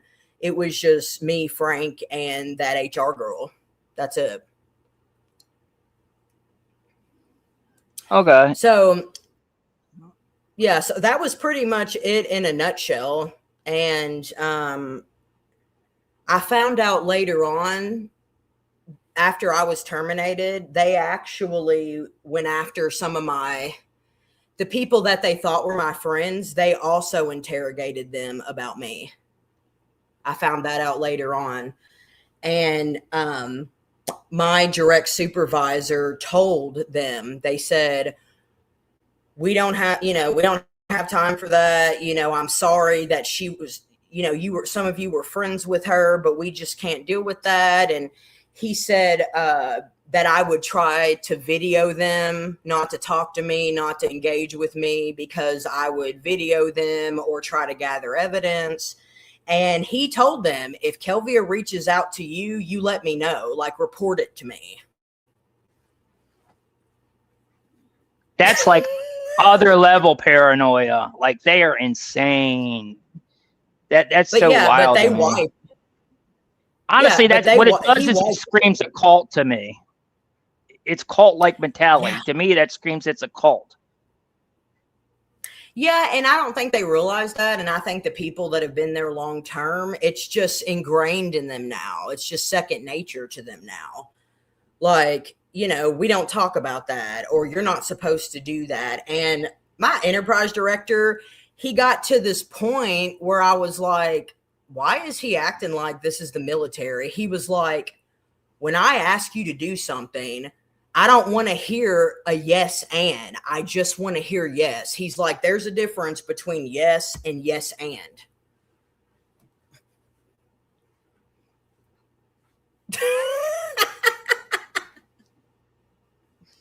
They're crazy. There's a comment I here, know. and I think this is a good one too. It says, Kelia, put your termination from TPUSA on your resume. It is bound to be a plus on most new job prospects. I might consider that. I'll make another resume and have a nice little description. They're not, honestly, they're not liked now. It probably would be a positive because they're not well liked by anybody anymore, especially after Erica Kirk at the helm and everything that she's done. All her fake cheers and staged events. Yeah, I heard that they're having like sign-on bonuses now. You know that means that you suck. Yeah, they're desperate. Honestly, it's a wonder that they're hiring anybody at all because they're so paranoid. You know, That's what I was saying. I don't know how you would combat that unless you did like a thorough FBI background check or monitored these people's social media for a while. You know what I mean? Well, I would be scared to even try to work. Like if I were just a random person, I would be scared to get a job at Turning Point, especially now because we know they're in bed with the Trump administration, with Kash Patel and all them. I mean, they had the what's his name? The guy that, not Lutnick, the other guy that runs not the IRS and stuff, but they had him write a letter saying, "Oh, the Turning Point has not, there's no fraud. Their 990s are looking perfect. There's no fraud at Turning Point." I'm like, how would this guy even know that? I mean, it's wild to me. Oh, is it? But Scott Besson? Did you say Scott Besson? Yes, that's his name. I couldn't. It was. I was blanking on it. But yeah, Scott Besson. They got accused of a bunch of stuff by Wolves of Finance, so they just called in a favor to Scott Besson, who just wrote up a glowing letter for them saying there's no fraud and everything was turned in on time, which it wasn't. It's a lie, and it's wild to me. Yeah. But yeah, so I would be scared.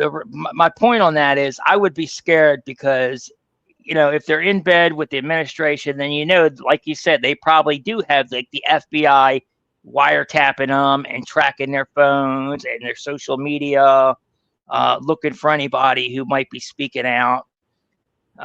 There's actually another person that was just arrested recently. Hold on, let me find the guy's name. I forget off the top of my head. Give me a second. What was he arrested for? It was Jonathan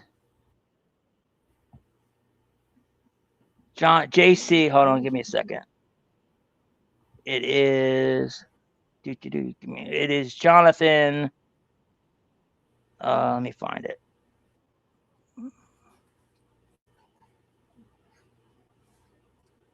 Jonathan Kegels. Yeah, Jonathan Kegels was arrested. He used to work for TPUSA, and he was arrested recently over cyber threats.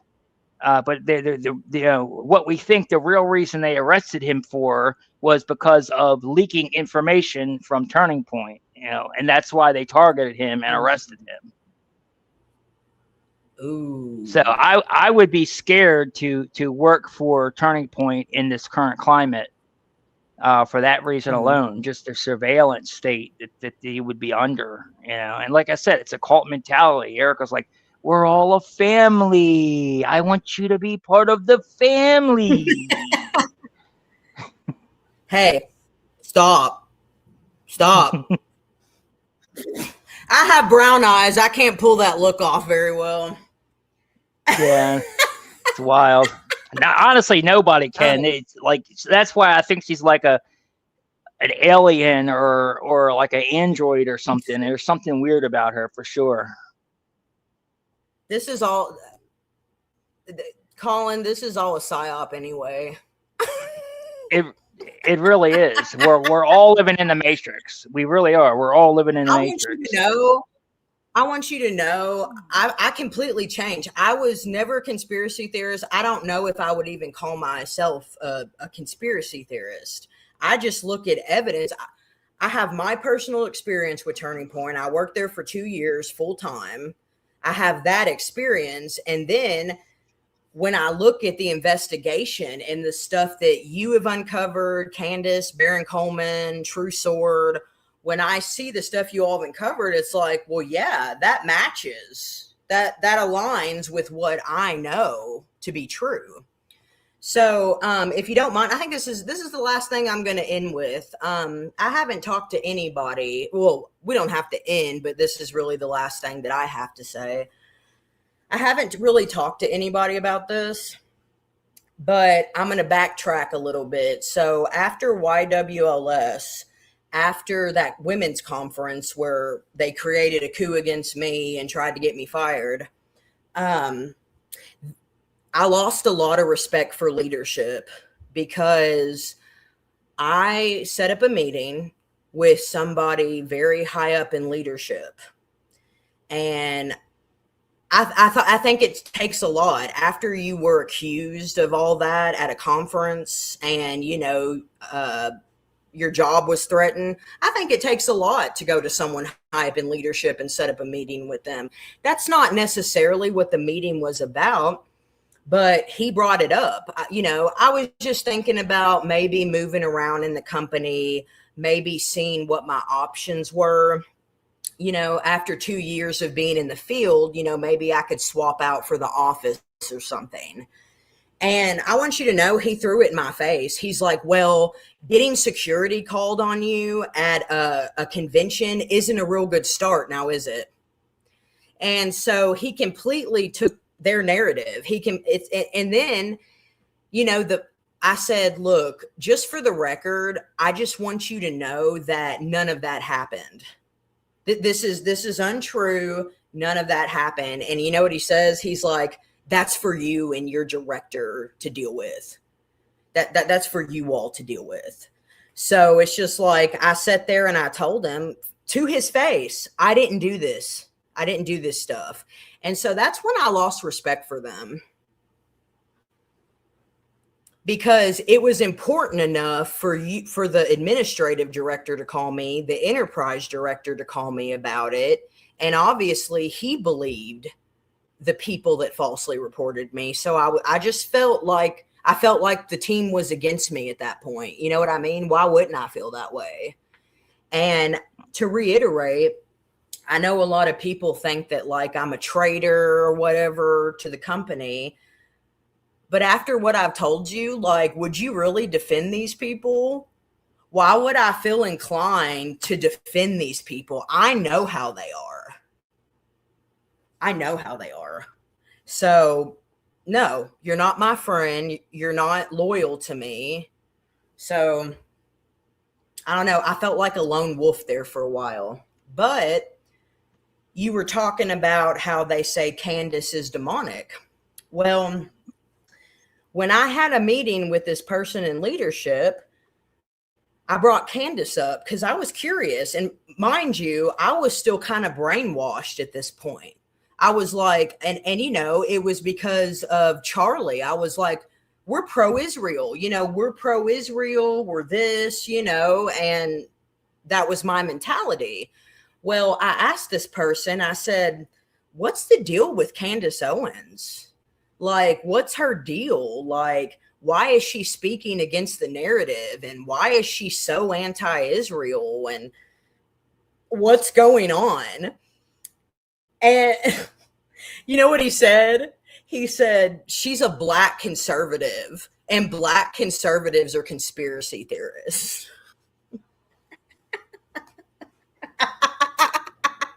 What does that even mean? That is just so weird and so racist, honestly.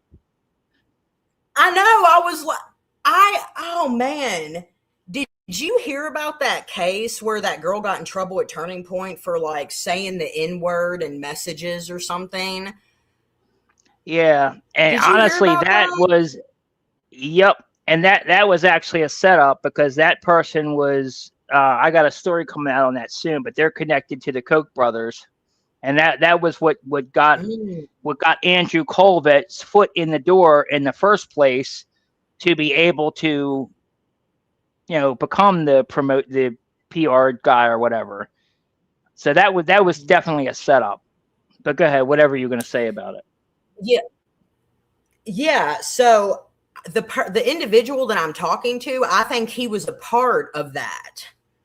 You know what I mean? Like Ah, get, and I'm just like, well, that's rich. But anyway, so he kind of started freaking out a little bit, and he's like, we don't have Jewish donors like that.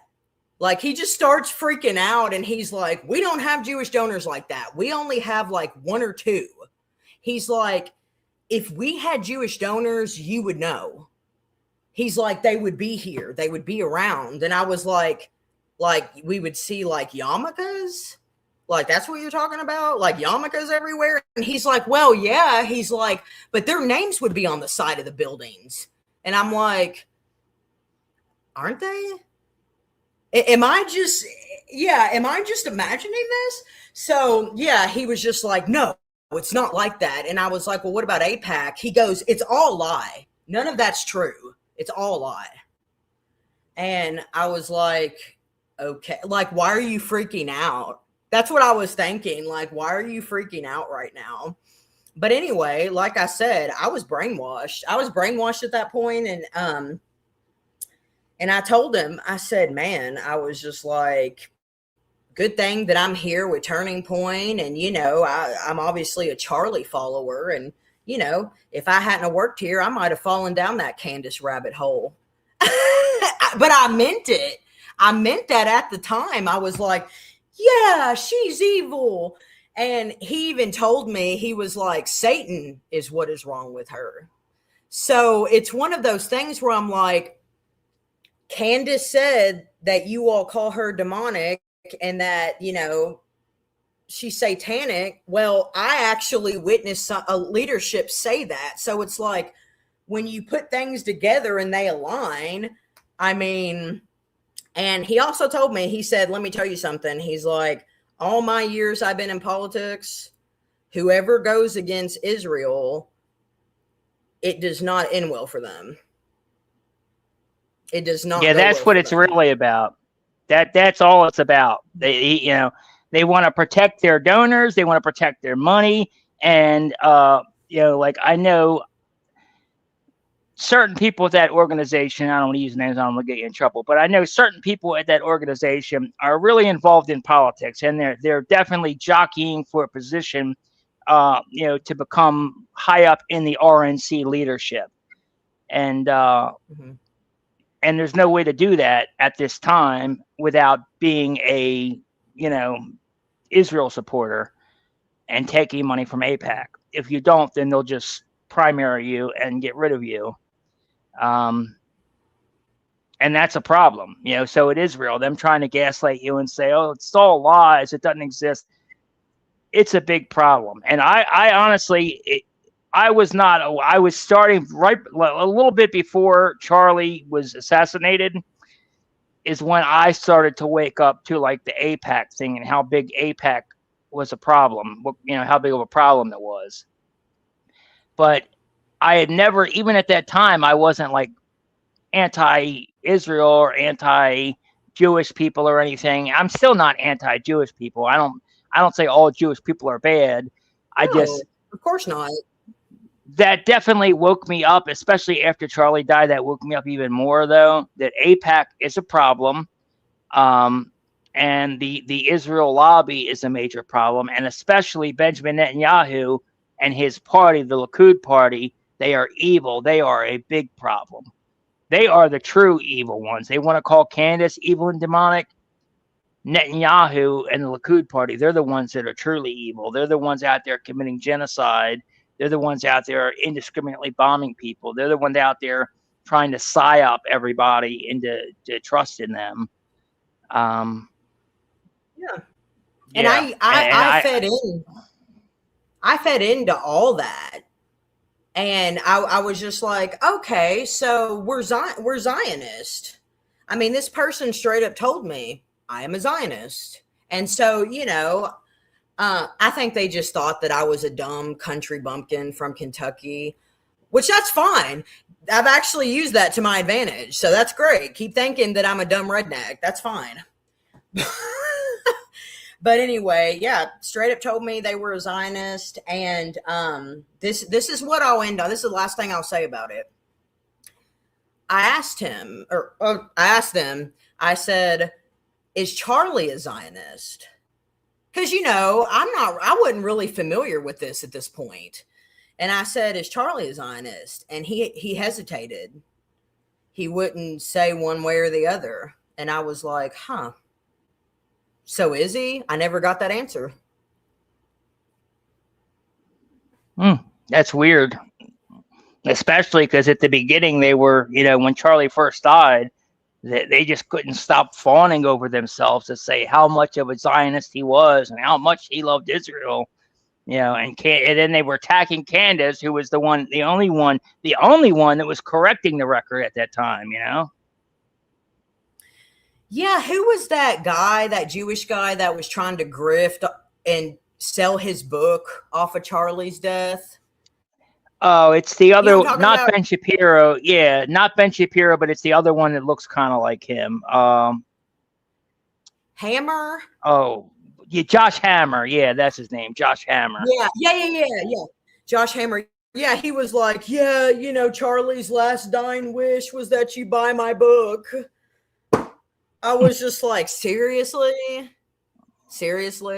And by the way, Turning Point staff did that. Whatever local race or whatever we were working on, they're like, it was Charlie's last dying wish to get this city council woman out and replace her with our candidate. They would go door to door because I went door knocking with my leadership. And, this is really what Charlie wanted. He didn't give a hot diggity damn pancake about that local city council race. He did not care. I mean, you know what I mean? He would have talked about it extensively on his show, I think, that if he really, but anyway, that's what they would say. Like, it bothered me that they would use his name to like emotionally manipulate and guilt people. That really bothered me. And that was one of the last straws for me. Gotcha. I'm gonna say that's what I've heard from some of the other employees that I've talked to as well. The emotional blackmail they use with trying to use his ghost. That's something that turned them all off. Mm-hmm. Yeah. Okay, but so there you have it. That was awesome. My experience with them. Quite the experience, I must say. Yeah, and I'm going to be honest with you. It's all God's will. I've actually started going. This is a big deal for me. Actually, I go to church regularly again. I'm getting involved in a really good church. The pastor actually, after Charlie died, he completely changed. And he's like, no, this church has to be a part of the political fight because, a lot of churches will not get involved in politics. And my pastor's like, no, after Charlie died, we have to get involved. Like, this is a fight now. And I think you understand, as well as the next person, this is a spiritual war. This isn't about elephant, donkey, red, blue anymore. This is a spiritual war. This is good and evil. And I think we're seeing some of the darker side. And, it's like Elon Musk said about Charlie. He's like, he was the light and the darkness got him. That's what happened.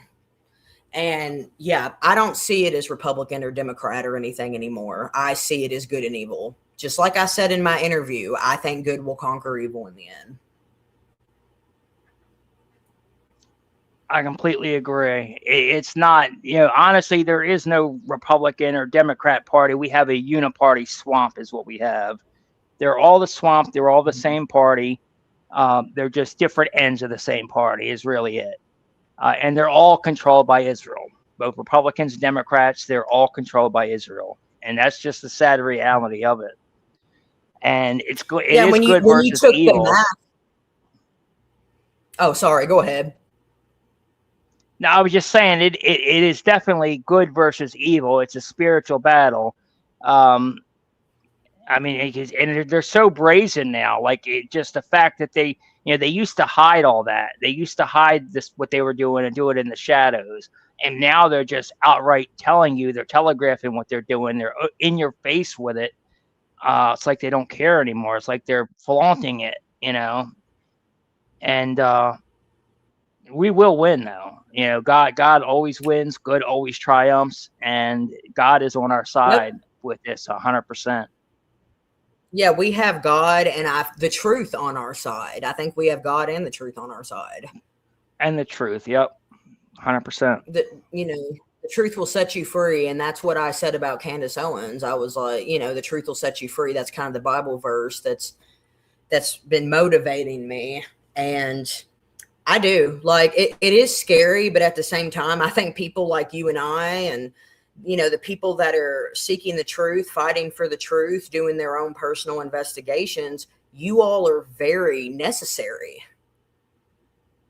Very necessary. Like, like when he first started and he was standing alone, everybody thought he was crazy with his little table on campus. Like, we need those types of people now. And, you talked about having a GoFundMe. I stress this to people. I'm like, just because these podcasters and independent journalists, they don't say anything, they're constantly being attacked. We don't know what's going on behind closed doors. Some of you have received a cease and desist letter, and it's like, that's the tactic they're using now. Oh, you've gotten 2. Congratulations. I'm the only one, to my knowledge, that has actually gotten 2 of them. Well, I might get one after this, so we'll be in the cease and desist party. But yeah, no, I believe in donating to you all and because you all take time and resources away from your family, away from your adult responsibilities, and you're all we got. I mean, Kash Patel said the FBI is on standby with the state of Utah, and I don't think the state of Utah is doing much. So it's that back and forth thing. Well, the FBI, is supposed to do something. Well, the state of Utah, it's up to the state. So you all are absolutely necessary, and you're very appreciated. Well, thank you for saying that. It definitely has been hard, especially lately. Unfortunately, I'm trying this new thing out, how Coach Colin has the buy me a coffee thing. I decided to kind of do my own thing by setting up this fundraiser, and anybody who leaves a comment, it's kind of like a way to super chat, the buy me a coffee thing, where I'll read it out at the end of the show like they do. So we're going to try that out, but it's definitely been hard because X is my only income, and they, I don't talk about it much because I don't want them to think that they've won or they've gotten to me. But it definitely, it's hurt me significantly financially. They've definitely made it very, very tough to be able to survive and, keep going. But I refuse to quit regardless. I'll be homeless in the street before I will stop posting and investigating this case. It will not stop me. And I just want them to know that, you might be able to bankrupt me, but you will not ever stop me from going after the truth ever. But we honestly, we can't do it. We can't do it without the help of you guys, the audience, the people that support independent creators like myself. When you guys donate, when you guys share, even just share my videos, send a like, leave a comment, it all helps because there's been a significant war, especially against us on X. Me in particular, they've cut my reach down, my views by 80%. They've cut my revenue down by 80%, and this is just since January. and they're trying to they couldn't get us with they couldn't shame us into stopping, so now they think they're going to get us by not emotional, by blackmailing, not blackmailing, by bankrupting. That's what I meant, bankrupt. They think they can get us by bankrupting us, but I just want to let them know it's not going to work. No, and I don't have a platform yet, but I don't have a platform, but they're not going to shut me up either. They're not going to shut me up. You have an X, and I want everybody to make sure you go follow her. I'll drop it in the chat again for everybody here, but follow Kelia on X. Hers is at Conservative KFC. That's her X handle. I'll drop it in the chat for you guys. But yeah, I mean, definitely you should speak out more on it. People would love to hear what you have to say, would love to hear your opinion, because you have a unique perspective as someone who's worked within Turning Point. So you have a unique perspective, a unique viewpoint that a lot of people would like to hear. And honestly, what doesn't kill you makes you stronger, and everything happens for a reason. I'm a big proponent of that. And, if God closes one chapter, he opens up another one. And this might be your, 100%. This might be your opportunity to now start your own social media, and you can have your own podcast and be self-employed and do your own thing, And I think I think you would find the audience very easily. Well, I appreciate that. I look up to people like you all. I'm going to be honest with you. I think I was a little nervous about texting you just because, now my page won't be quite as exciting as yours, maybe. But yeah, I want people to be aware. And I really hope people take this GoFundMe seriously, because we cannot lose voices like yours. Because, I don't think people understand how much free speech is being threatened right now. That is a basic, First Amendment right, and people don't realize people are being silenced that you don't even know about. And if people like you don't stand up for it, we've got to support you all financially, whatever. We've got not just be your audience. We've got to support you all so they can't wipe you out and they can't silence you. And that's my goal. God bless you for saying that. I appreciate it. And it's the truth. I don't talk about it much because I don't want to look needy or be like the one, asking for help. But, the truth is we can't do it without you guys. That's just simple as that. We can't do what we do without support. Candace can't do it without people buying her products, super chatting her. Same thing, It's just the truth. That's the reality of it. If you want independent journalists, if you want people that are independent and aren't beholden to follow the narrative of the mainstream media, then that you got to support us. So, yeah. And everybody knows that Charlie, that was one of his biggest things, was the First Amendment, freedom of speech. That's why this channel, honestly, that's why I started this channel, Project Constitution, because the First Amendment is paramount to everything. Honestly, it's the most important amendment. Without speech, you have nothing else. Without speech, you go immediately to arms. Speech is everything. It's paramount. Yeah. Yep. And the last thing I'm going to say, I promise. Oh, yeah. Yeah. But the last thing I'll say is, whoever's watching this or whoever's on the fence, pray for discernment. That's what I pray for these days. Pray for discernment, because we live in a deceptive time right now. And you'll see wolves in sheep's clothing, and you'll see people like Laura Loomer. They will tell you till they're blue in the face, Candace is evil. I'm in the right. You need to be listening to me. Like, you're going to be, these days, you're faced with so many different things. You don't even know what the truth is anymore. And I want people to know, please pray for discernment right now to protect yourself. I agree 100%. And I tell people all the time, do your own research. Don't take anybody's word for anything, whether it be me, Candace, anybody. Don't take anybody's word for it. You can take what we say as the basis, but then fact check it. Go through, look at the facts for yourself, and make your own determination. Don't be a sheep for anybody. Look at the facts yourself and make your own educated judgment on what's going on with everything. That's the only way that you can really be educated and know what's going on in this world.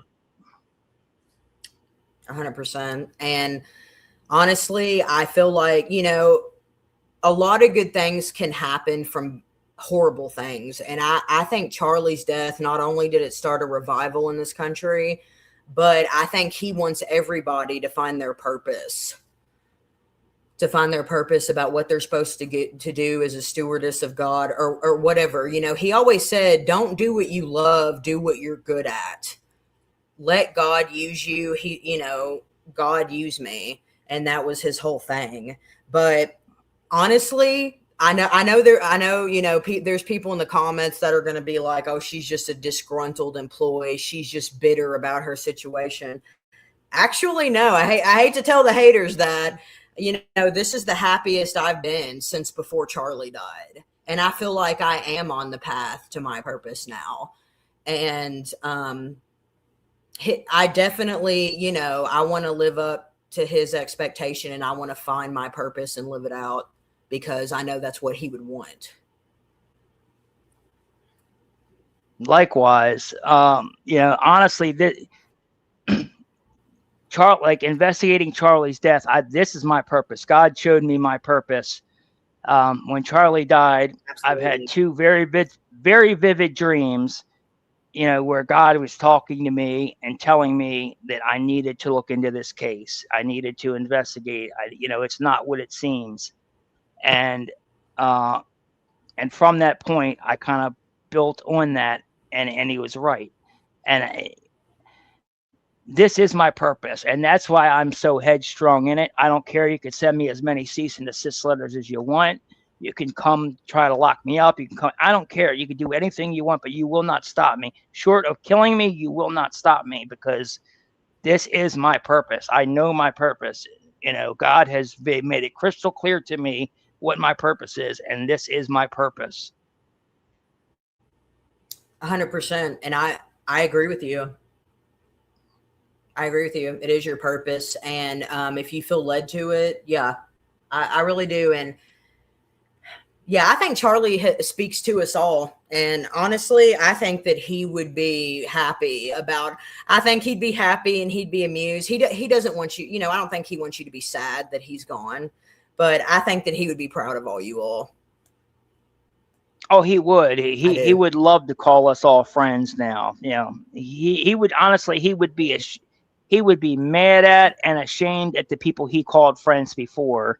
And he would embrace all of us and love us. He would be so happy that we're fighting for him, that we've all found our voices. Charlie has brought out so much in people that people that, new people, stuff that they didn't think they could ever do. Not just myself, but a bunch of other people. There's a ton of new people that have come out and started podcasts, come out and started talking because they want to get their voice out. They want to this is that important to them. And it's Charlie's inspired all that. He really is the turning point. Maybe not the turning point they wanted, but he is the turning point. Yeah. And, I feel like he gave us all a voice, and now it's kind of hard to shut up. He gave us his voice. He's like, you need to question things. You have First Amendment rights. And now, that's not cool to them anymore. You're not supposed to have those qualities.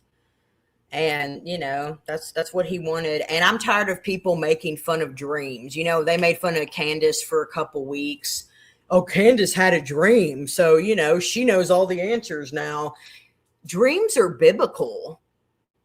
These are the same people that are Christians. And I'm like, dreams are biblical. Did you laugh at David in the Bible? Dreams are biblical. And I'm tired of people saying otherwise. And it is a spiritual war, and I think some people are spiritually awake, some people are not. I feel like that too. The people that have dreams like Candace, myself, or whatever, honestly, all that means is you're closer to God. So the people that want to sit there and laugh at you and make jokes about it, that just shows that they are not Christians at all whatsoever. They're wolves in sheep clothing. That's what they are. They're wolves in sheep clothing. No. And I've had plenty of Christians tell me, I don't like Candace. Candace is evil. She needs to leave that widow alone. And, what she's doing is demonic. And I'm just like, no, like, you're totally seeing things the wrong way. And if we're wrong, we're wrong. If our investigations are wrong, they're wrong. I mean, we're not going to sit there, Candace corrects herself. You've corrected yourself. Mm-hmm. We're not going to sit here and be like, go ahead. Yeah, I mean, I don't necessarily think, I know I know she didn't pull the trigger. She's not like the person that actually did anything to him. But right. At the very least, I think she may have had foreknowledge. That's my personal opinion. But even if she didn't have foreknowledge, she's participating in the cover-up. And that's proof. That's not allegedly. She's participating in the cover-up because you can see it. She's the one directing everything behind the scenes, directing people to attack us, directing people. It's very obvious to everybody going on these using the Bible. She's using the Bible too.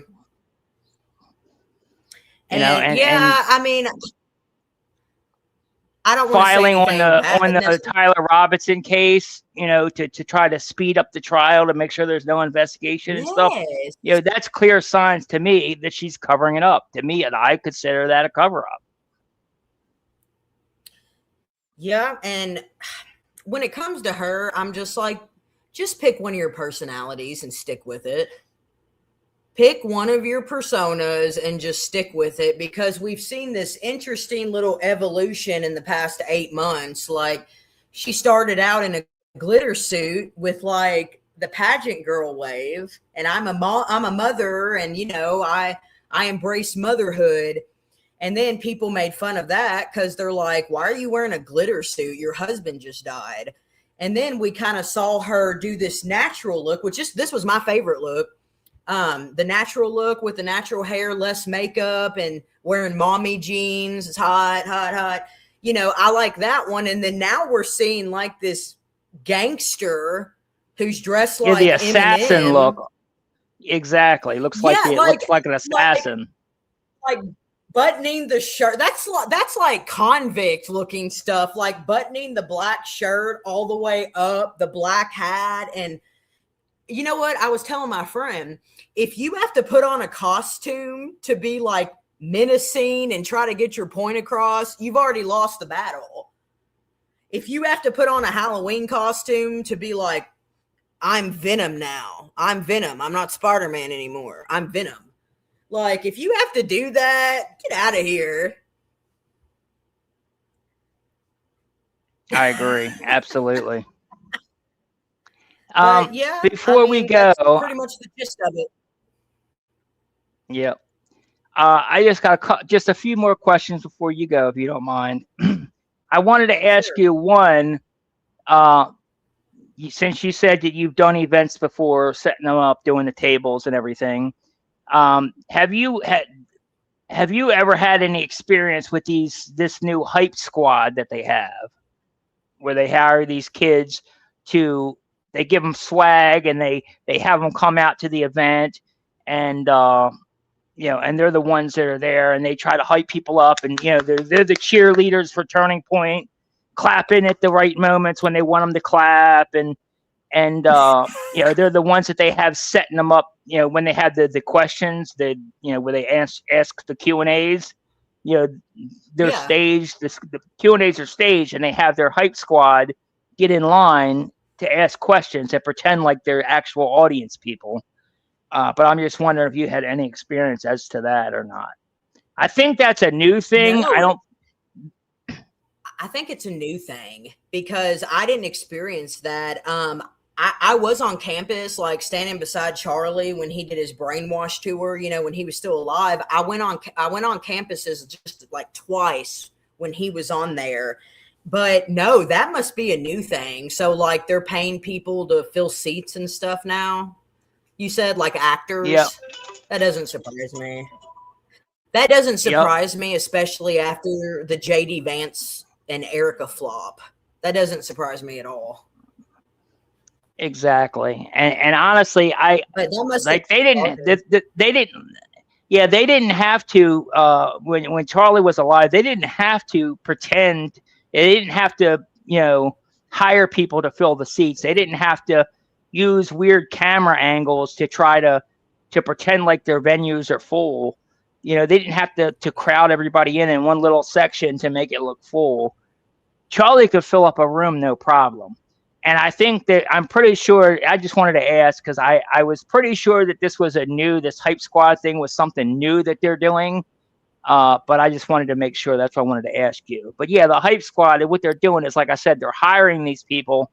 I don't know if they're paying them like money, or whether they're just paying them with swag, giving them like hats and merch and pins and stuff. And they are pretty stingy with that stuff, so probably. Yeah. And then getting them to go to these events, and like I said, they're there to fill the seats, they're there to ask questions, and they're there to clap and yell and all that at certain times that they want people to applause and stuff. And I think it makes me laugh. It's so funny that they have to resort to that kind of stuff now because they can't fill the arenas. Just holding up signs. Like clap, holding up signs. That's what that new joke. They're doing that. They're giving them signs to hold up. That's exactly what they're doing. It's so wild. It's so wild to watch. It makes me wild. That's crazy, but that's hilarious. I'm sure that is going on. I'm not surprised. And you know what's weird? How the tables have turned, because we made fun of Kamala Harris when she came to Phoenix or whatever. To talk, they black curtained out the high seats. And that's immediately what I thought about when the Erica JD Vance thing happened. I was like, wow, how the tables have turned. Yep. Now they're doing the exact same thing that they were criticizing the left for doing. It's wild. It's wild to me. Honestly, they're hypocrites in just about every way. But go ahead. Oh, yeah, 100%. It's like when the deep state took their mask off, it was people I knew. It was people that I supported and fought for to get in office. And I'm just like, on Scooby-Doo, when they reveal the killer, it's like, oh, it was us the whole time? Or it was this person the whole time? Like, I thought the deep state was, But that's all I'll say about that. Yeah, I feel the same way. Honestly, it makes me sick to my stomach, because I voted for Trump 3 times in a row.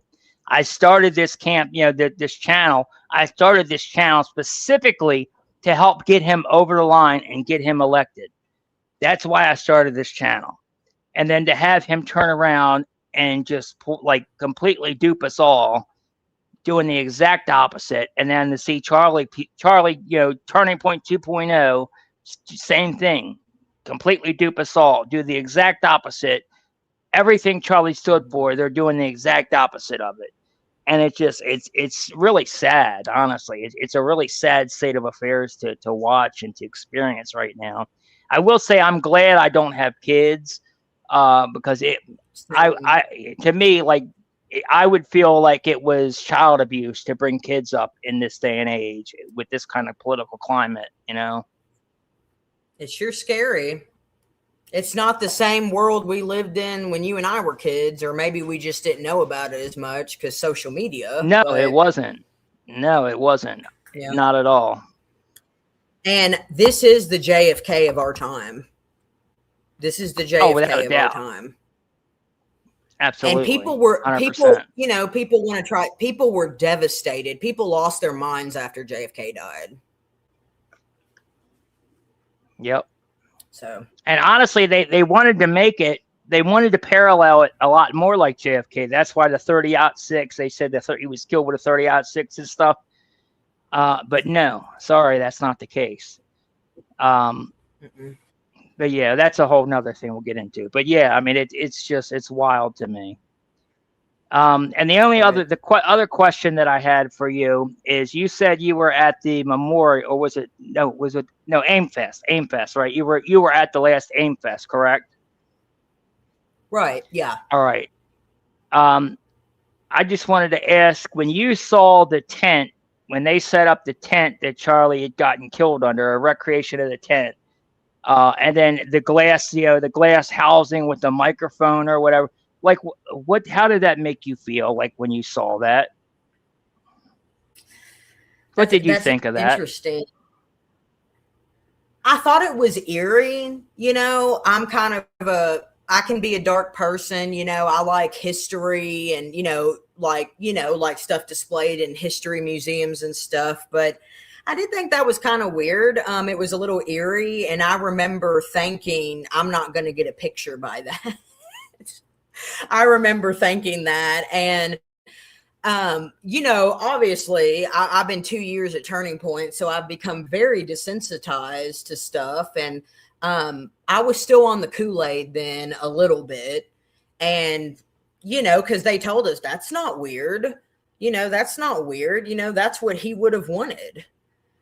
And yeah, the microphone in the case, if they would have done that alone, I think that would have been kind of cool, to kind of have it in a case. But yeah, I know that upset a lot of people. The glitter suit combined with the tent kind of did it in for some people. But I do remember seeing it and people taking pictures by it, and I never really was clear on whether that was the real actual tent. Do you know? I Was don't. it the one?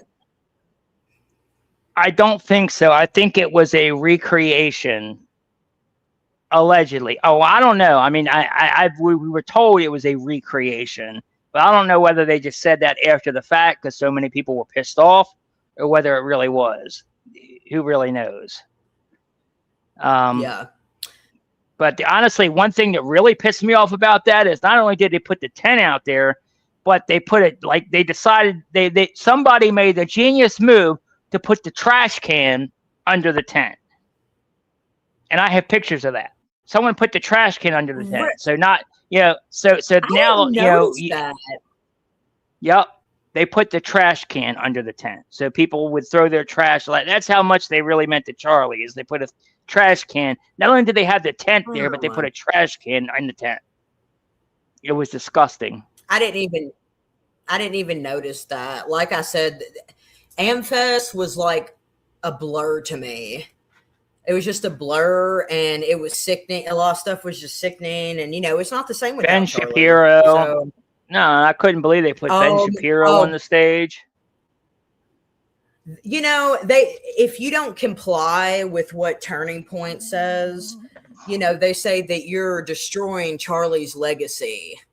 You're ruining his legacy and stuff. And the Ben Shapiro thing, speaking of microphone, he said he'd pick up the bloody microphone. Who says that? And then, obviously him and Ben Shapiro, they weren't best friends, and she had him open up for AmFest. That was messed up. It was exactly. Yeah, I'm glad Tucker was there, and honestly, they didn't want him there. You could tell. The only reason he was there is because Charlie had already committed, and they knew that they would get so much blowback if they canceled him after the fact. And honestly, even though close friends. Exactly, it's wild, and honestly, yep, and that's why they haven't invited him back to any more. Tucker said in an interview last week, I think, that they haven't invited him to do any more events since then. And that was pretty strange. Not surprised. And he hasn't even, he's starting to speak out now, but up until now, he hasn't really been too vocal about everything. He's tried to walk the line because I know he was friends with Charlie and Erica personally, and he kind of didn't want to go there. Yeah.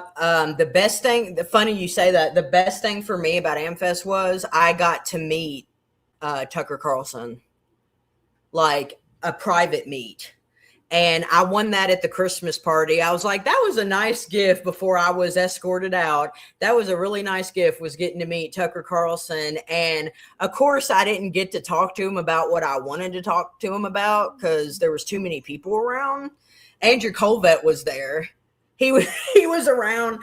And yeah, I didn't want to say anything, but this is what I said to Tucker. One of the most humble people I've ever met. That's high profile like that. One of the most humble people I've ever met. And I told him, I said, Tucker, I know a lot of people were offended by your speech at the memorial, but I loved it. And that's exactly how I saw things. The story you told, the comparison that you made, I said, that's exactly how I saw things. And I'm glad you said it. And he goes, I didn't mean to say it. It just came out. And I was like, I know. I was like, but it came to you and you were meant to say it. And thank you for that. And he goes, no, actually. No, actually. No, actually. And he kept saying it as I was walking off. He is hilarious. He is hilarious. That's so Tucker. That's awesome. Yeah, he's a great guy. And honestly, like you said, God, put that in it. Put that in him to say, I think we're all, being used by God. I really do. Use me. Oh, that's one more thing. Now. Just use me. Sure. Exactly. One more thing about the microphone that I wanted to make is something I didn't think about at the time, but I think about now that I think is, also very telling is they had Charlie's microphone that he was holding in that glass case at AmFest. And that means that the FBI did not confiscate it as evidence. Yeah. That's a good point. I thought that way about the tent. I was like, if that's the original tent, then yes. And, that guy, what's his name? Same thing with Charlie's phone and Erica's phone. They should have been confiscated for evidence. Yeah, Terrell Farnsworth is who you're talking about, by the way.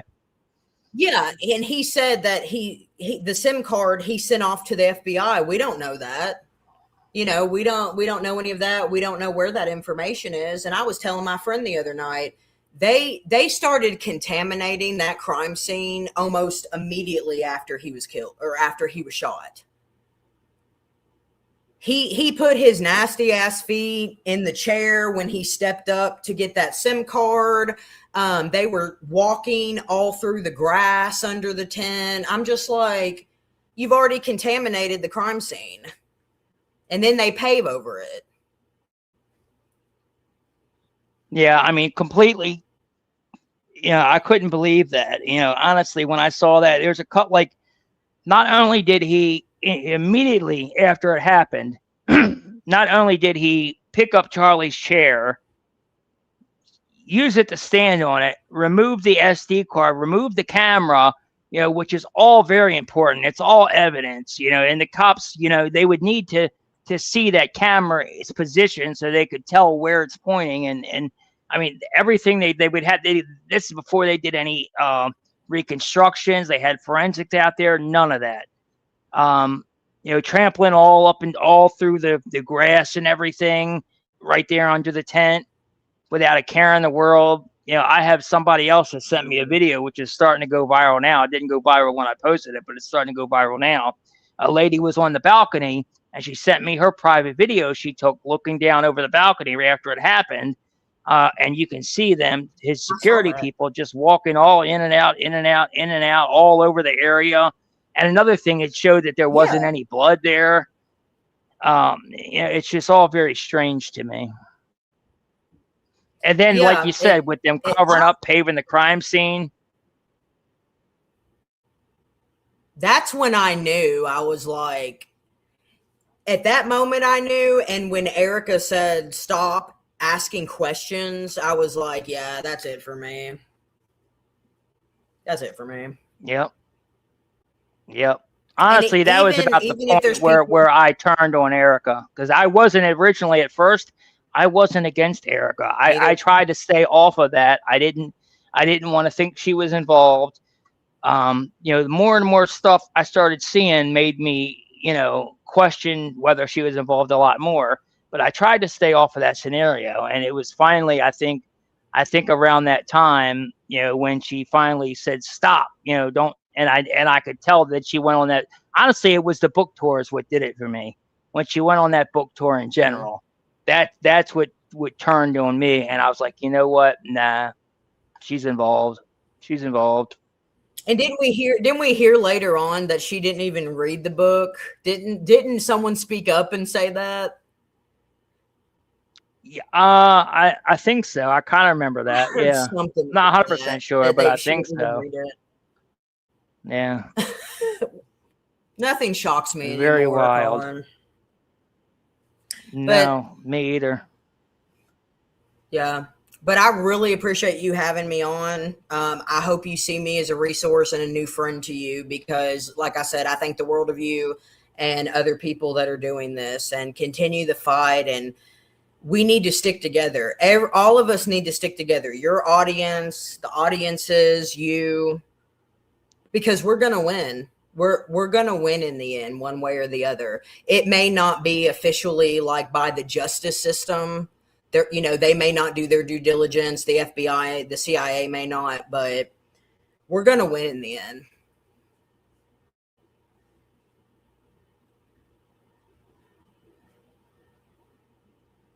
I was muted. Sorry. Yeah, I was getting ready to say. Absolutely. Yeah, Yeah, I was like, we're where'd he go? definitely gonna win. And we're gonna get justice for Charlie, and that's what it's about. That's what we're in it for. We're gonna get justice for him, one way or the other. We're gonna get Mhm. answers. I don't know if they're gonna Yeah, we actually already face have. any. Yeah, yep. And I don't know whether they're going to face any legal consequences because of obviously who's in charge. But they're definitely, they're all going to be held guilty in the court of public opinion. Mhm. They're going to Yeah, be shamed and everywhere it they says, go for the rest of their life. "Vengeance is mine," saith the Lord. That's what I've always heard. Vengeance is Amen. mine. And I hope they know that, all this stuff that they're doing, these little local races, campus tours, chapters, or whatever, none of that's going to matter in the end. None of that matters in the end. Not on Judgment Day, not when Jesus comes back. None of that matters. Absolutely. I agree. Yeah. Well, Well, I guess that's about it for us here. Let me just look real quick and see if we have any comments or anything. Yeah, we got one. We got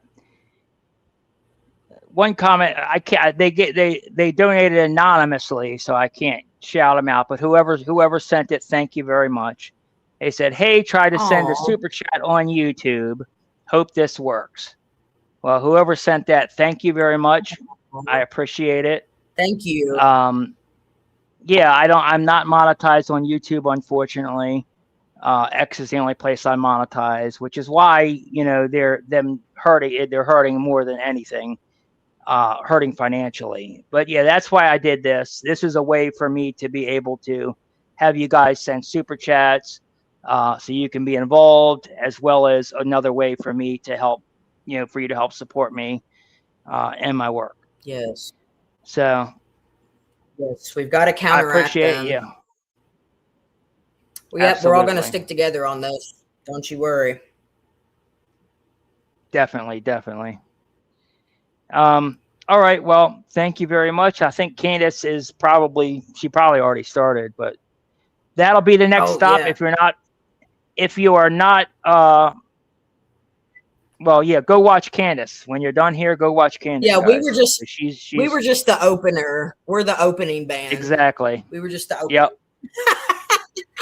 All right. Well, hey, God She's the bless real and take care, entertainment. Colin. You too. Stay in touch, and Yeah, take maybe care. I'll have you This back was on the awesome. show.